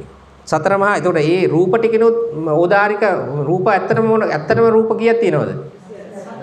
4යි තියෙන්නේ. ඇත්තටම තියෙන්නේ 4යි. එතකොට ඇත්තටම 4 තමයි පඨවි ආපෝ තේජෝ වායෝ. එතකොට අනිත් 24 උපාදාය රූප. එතකොට ඔය රූප ටිකෙන් වඩා ඕදාරික මොනවද? සතර මහා භූතද උපාදාය රූපද? ඕදාරික සතර මහා භූත. අරවා සියුම්. ඇයි ඒකෙන් උපන්නේවනේ. මේ දෙක අතරේ සතර මහා භූත ඕදාරිකයි උපාදාය රූප සියුම්. අන්න ඒක නිසා අපි අර ලොකු එක තමයි ඉස්සෙල්ලා දැන් භාවනාවේදී පොඩි එක සැරේට අල්ලන්න බෑ. ඊට පස්සේ අපි ඉස්සෙල්ලා අල්ලන්නේ ලොකු ඒවා අල්ලන්නේ. ඒ ගොරෝසු ඒවා අල්ලන්නේ දැනෙනවා වැඩි නිසා නේ. දැන් සියුම් මේ අපි ඇයි ගොරෝසු ඒවා ඉස්සෙල්ලා අල්ලන්නේ? අල්ලන්න හැකේ. දැනෙනවා වැඩි. දැනෙන වැඩි නිසා ලොකු ගොරෝසු ඒවා අතට අහුවෙන ඒවා තමයි ඉස්සෙල්ලා අල්ලන්නේ. අතට අහුවෙනවද? හිතට අහුවෙනවද? හිතට අහුවෙනේවා. හරිද? හරි නේද? ඒක නිසා තමයි අපි සතර මහා භූත ගන්න. ඒක තමයි මේ කියන්නේ. සතර මහා. ඒතර සතර මහා භූතයන් සරිග්‍රහිත කාලේ. ඒ කියන්නේ සතර මහා භූතයන් තමයි ගන්නෙ කමඨහන් විදියට. සතර මහා භූතයන් දිහා බලනවා කියන එක නෙමෙයි කියන්නේ. ඒතර සතර මහා භූතයන් බලන වෙලාවේ අපි දැන් අපරිග්‍රහිත කාලේ කියන්නේ කමඨහන් නොගෙන ඉන්න වෙලාවේදී ආස්වාස ප්‍රස්වාසය ඕදාරිකයි භාවනා කරලා සතර මහා භූතයන් දිහා බලන වෙලාවට වඩා ඕදාරිකයි කමඨහන් නොගෙන ඉන්න වෙලාවේ. ඒක නේද මේ කියන්නේ? හරි නේද ඒක? තේරුණාද ඒක? දැන් විදර්ශනාවේදී අපි බලන්නේ මේ පරමාර්ථ ධර්ම කෙරෙහිනේ බලන්නේ මේ සත්‍ය පිළිබඳනේ බලන්නේ. සත්‍ය කියලා කිව්වේ මොකද්ද? මේ ලෝකේ හැදිලා තියෙන්නේ විශ්වයේම හැදිලා තියෙන්නේ පරමාර්ථ ධර්ම වලින්. පරමාර්ථ ධර්ම වලින්. මේ පරමාර්ථ ධර්ම 4ක් තියෙනවා. චිත්ත, චෛතසික, රූප, නිර්වාණ. දැන් ඕකෙන් අපිට ඉස්සෙල්ලම හරියට දැනෙන්න නම් මේ එක ටිකක් දැනෙන එකක් ගන්න ඕනනේ. ඒක නිසා අපි ගත්තේ රූප 27 දෙනොත් 4 තමයි ඕදාරික. ඕදාරික එක ගත්ත ඉස්සෙල්ලා. ඒතර ඕදාරික එක අරගෙන අපේ සතර මහා භූතයන් විදර්ශනා කරනවා. හරිද? ඒතර මේ සතර මහා භූතයන් විදර්ශනා කරන වෙලාවේ තියෙන හුස්ම රැල්ල නැත්නම් ආශ්වාස ප්‍රශ්වාසයන්ද සියුම් කමඨහන් නොගෙන නිකන් ඉන්න වෙලාවට තියෙන ආශ්වාස ප්‍රශ්වාසයන්ද සියුම්. සතර මහා භූතයන් අරමුණු කරගෙන ඒවා විදර්ශනා කරන වෙලාවේදී මේ හුස්ම රැල්ල සියුම්. ඒක තමයි මේ කියන්නේ. අපරිග්‍රහිත කියලා කියන්නේ ඒකයි. අපරිග්‍රහිත කියලා කියන්නේ කමඨහන් නොගෙන නිකන් ඉන්න වෙලාවට තියෙන ආස්වාස් ප්‍රාස්වාසයන් ඕදාරිකයි මහා භූත විදර්ශනා කරන වෙලාවේදී සියුම්. ඒක පැහැදිලි නේද? තේරෙනව නේද? ඔව්. ඒක තමයි කියන්නේ. සතර මහා භූතයන් පරිග්‍රහිත කාලයේ කාය සංස්කාරය සියුම්ය. හරිද? කියන්නේ කමඨහන් නොගෙන ඉන්න වෙලාවට වඩා සතර මහා භූතයන් විදර්ශනා කරන වෙලාවේ සුස්ම රැල්ල සියුම් ආස්වාද ප්‍රස්වාසය සියුම්. සතර මහා භූතයන් පරිග්‍රහිත කාලයේදීට වඩා උපාදාය රූප පරිග්‍රහිත කල්හි කාය සංස්කාරය සියුම් යන්න. ඒක තේරෙනව නේද? එතකොට සතර මහා භූතයන් ඕදාරිකයි උපාදාය රූපයන්ට වඩා. ඉතින් ඒක නිසා උපාදාය රූපයන් පරිග්‍රහිත නැත්නම් මේ විදර්ශනා කරන වෙලාවේ ආස්වාස ප්‍රස්වාසය සියුම් මහා භූත සතර මහා භූතයන් මේ විදර්ශනා කරන වෙලාවට වඩා. ඒක තමයි කියන්නේ. ඊටත් වඩා සකල රූප පරිග්‍රහිත කාලයේහි කාය සංස්කාරය සියුම්. දැන් ඔක්කොම ටික එකට අරගෙන මේ අර මහා භූතයි උපාදාය රූපය දෙකම එකට අරගෙන විදර්ශනා කරන වෙලාවේදී තියෙන ආස්වාද ප්‍රස්වාසයේ සියුම් අර ඉස්සෙල්ලා මේ උපාදාය රූප විතරක් මේ විදර්ශනා කරන වෙලාවට වඩා. හරිද? ඒදෝදාරිකය අරූප පරිග්‍රහිත කාලයේ ඊටත් වඩා සියුම්ය. හරිද? එතකොට අරූප පරිග්‍රහිත කියන්නේ නාම. අරූප කිව්වේ නාම. නාම කිව්වේ චිත්ත චෛතසික නිර්වාණ. නාම කිව්වේ චිත්ත චෛතසික නිර්වාණ. එතකොට චිත්ත චෛතසික නිර්වාණ පරිග්‍රහිත කාලේ කියන්නේ ඒක විදර්ශනා කරන වෙලාවේ ආශ්වාස ප්‍රශ්වාසය වඩා සියුම් කලින් මේ රූප ටික සියලු රූප ටික විදර්ශනා කරන වෙලාවට අවස්ථාවට වඩා අරූප පරිග්‍රහිත කාලයට වඩා රූපාරූප පරිග්‍රහිත කාලේ සියුම්ය. ඔන්න එතකොට අර රූපාරූප එතකොට නාම රූප දෙකම පරිග්‍රහිත කාලයේදී ආශ්වාස ප්‍රශ්වාසය වඩා සියුම් අරූප විතරක් නැත්නම් නාම විතරක් පරිග්‍රහිත කාලයට වඩා ඊටත් වඩා ප්‍රත්‍ය පරිග්‍රහිත කාලෙහි කාය සංස්කාරය සියුම්ය. ඊටත් වඩා අපි බලනවා ප්‍රත්‍ය පිළිබඳ. ප්‍රත්‍ය කිව්වේ මොනවද? ප්‍රත්‍ය කීයක් තියෙනවද? 24යි. ඔව්. අන්න ප්‍රත්‍ය බලනකොට ප්‍රත්‍ය පරිග්‍රහිත කාලය අර සකල මේ රූපාරූප නැත්නම් මේ නාම රූප නැත්නම් අපි කිව්වේ මේ පරමාර්ථ ධර්ම ටික වෙනම බලනකොට නාම රූප ටික විතරක් බලනකොට ඔක්කොම බලන වෙලාවට වඩා ප්‍රත්‍ය ටික බලන වෙලාවේ ප්‍රත්‍ය ටික විදර්ශනා කරන වෙලාවේ ආස්වාස ප්‍රස්වාසය තවත් සියුම් වෙනවා. ඊටත් වඩා සප්‍රත්‍ය නාම රූප පරිග්‍රහිත කාලෙහි සියුම්ය. සප්‍රත්‍ය නාම රූප පරිග්‍රහිත කාලෙහි සියුම්ය. එතකොට ඒකෙදි තවත් සියුම් විදිහට බලනවා සප්‍රත්‍ය. ප්‍රත්‍ය නාම රූප කියන්නේ සපත්‍ය අර 24 වෙනව බලනට වඩා නාම රූප වල සපත්‍ය භාවය. ඒ දෙකේ වෙනස එක නාමයි රූපයි වෙන වෙනම බලන එක වෙන්නේ නැති. ඔව් වෙන වෙනම බලන එක වෙන්නේ නැති. වෙන වෙනම ඒවා බලන එක වෙන්නේ නැති සප්‍රත්‍ය කියන එක පොඩ්ඩක් ඒක අපිට හොයන්න වෙනවා තා පොඩ්ඩක්. කොහොමද ඒක ඒ කාලේදී තවත් සියුම් වෙනවා. ඒදෝදාරිකේ ඊටත් වඩා උදය වය දර්ශනාදී උදය වයානු දර්ශනාදී වශයෙන් ලක්ෂණාරම්මිත විදර්ශනාය සියුම්ය. දැන් මේකේ බලනවා මේ ප්‍රත්‍යවල තියෙන උදය වය දර්ශනය කරනවා. කියන්නේ උදය කිව්වේ මොකද්ද? ඇතිවීම, උපදීම, වය කිව්වේ නැතිවීම. මේ නාම රූප වල නැත්නම් මේ ප්‍රත්‍යවල ඉපදීම සහ නැතිවීම පිළිබඳව දර්ශනය කරනවා. කියන්නේ මෙනෙහි කිරීම විදර්ශනා කිරීමේදී ඒකෙදී ඇති වෙන ආස්වාස ප්‍රස්වාසය වඩා සියුම් කලින් තත්වයට වඩා. ඒද දුර්වල විදර්ශනායෙහිදී ඕදාරිකය බලවත් විදර්ශනායේදී සියුම්. ඒකෙත් දුර්වල මට්ටමේදීට වඩා බලවත් විදර්ශනා කරනකොට බලවත් මට්ටමේදී සියුම් දුර්වල මට්ටමේදීට වඩා. ඒක පැහැදිලිනේ කොහොමද? මෙසේ పూర్ව කාය සංස්කාර පච්චිමයෙන් සංසිඳෙන්නේ. අන්න ওই මට්ටම වෙනකම් මොකද්ද මේ කිව්වේ? මේ ඔක්කොටම කියන්නේ කාය සංස්කාර කියලා. අරකට වඩා අර බලන්න තවත් ආශ්වාස ප්‍රශ්වාසයේ සියුම් වෙවි යනවා. ඒ නැතිුනේ මොනවද?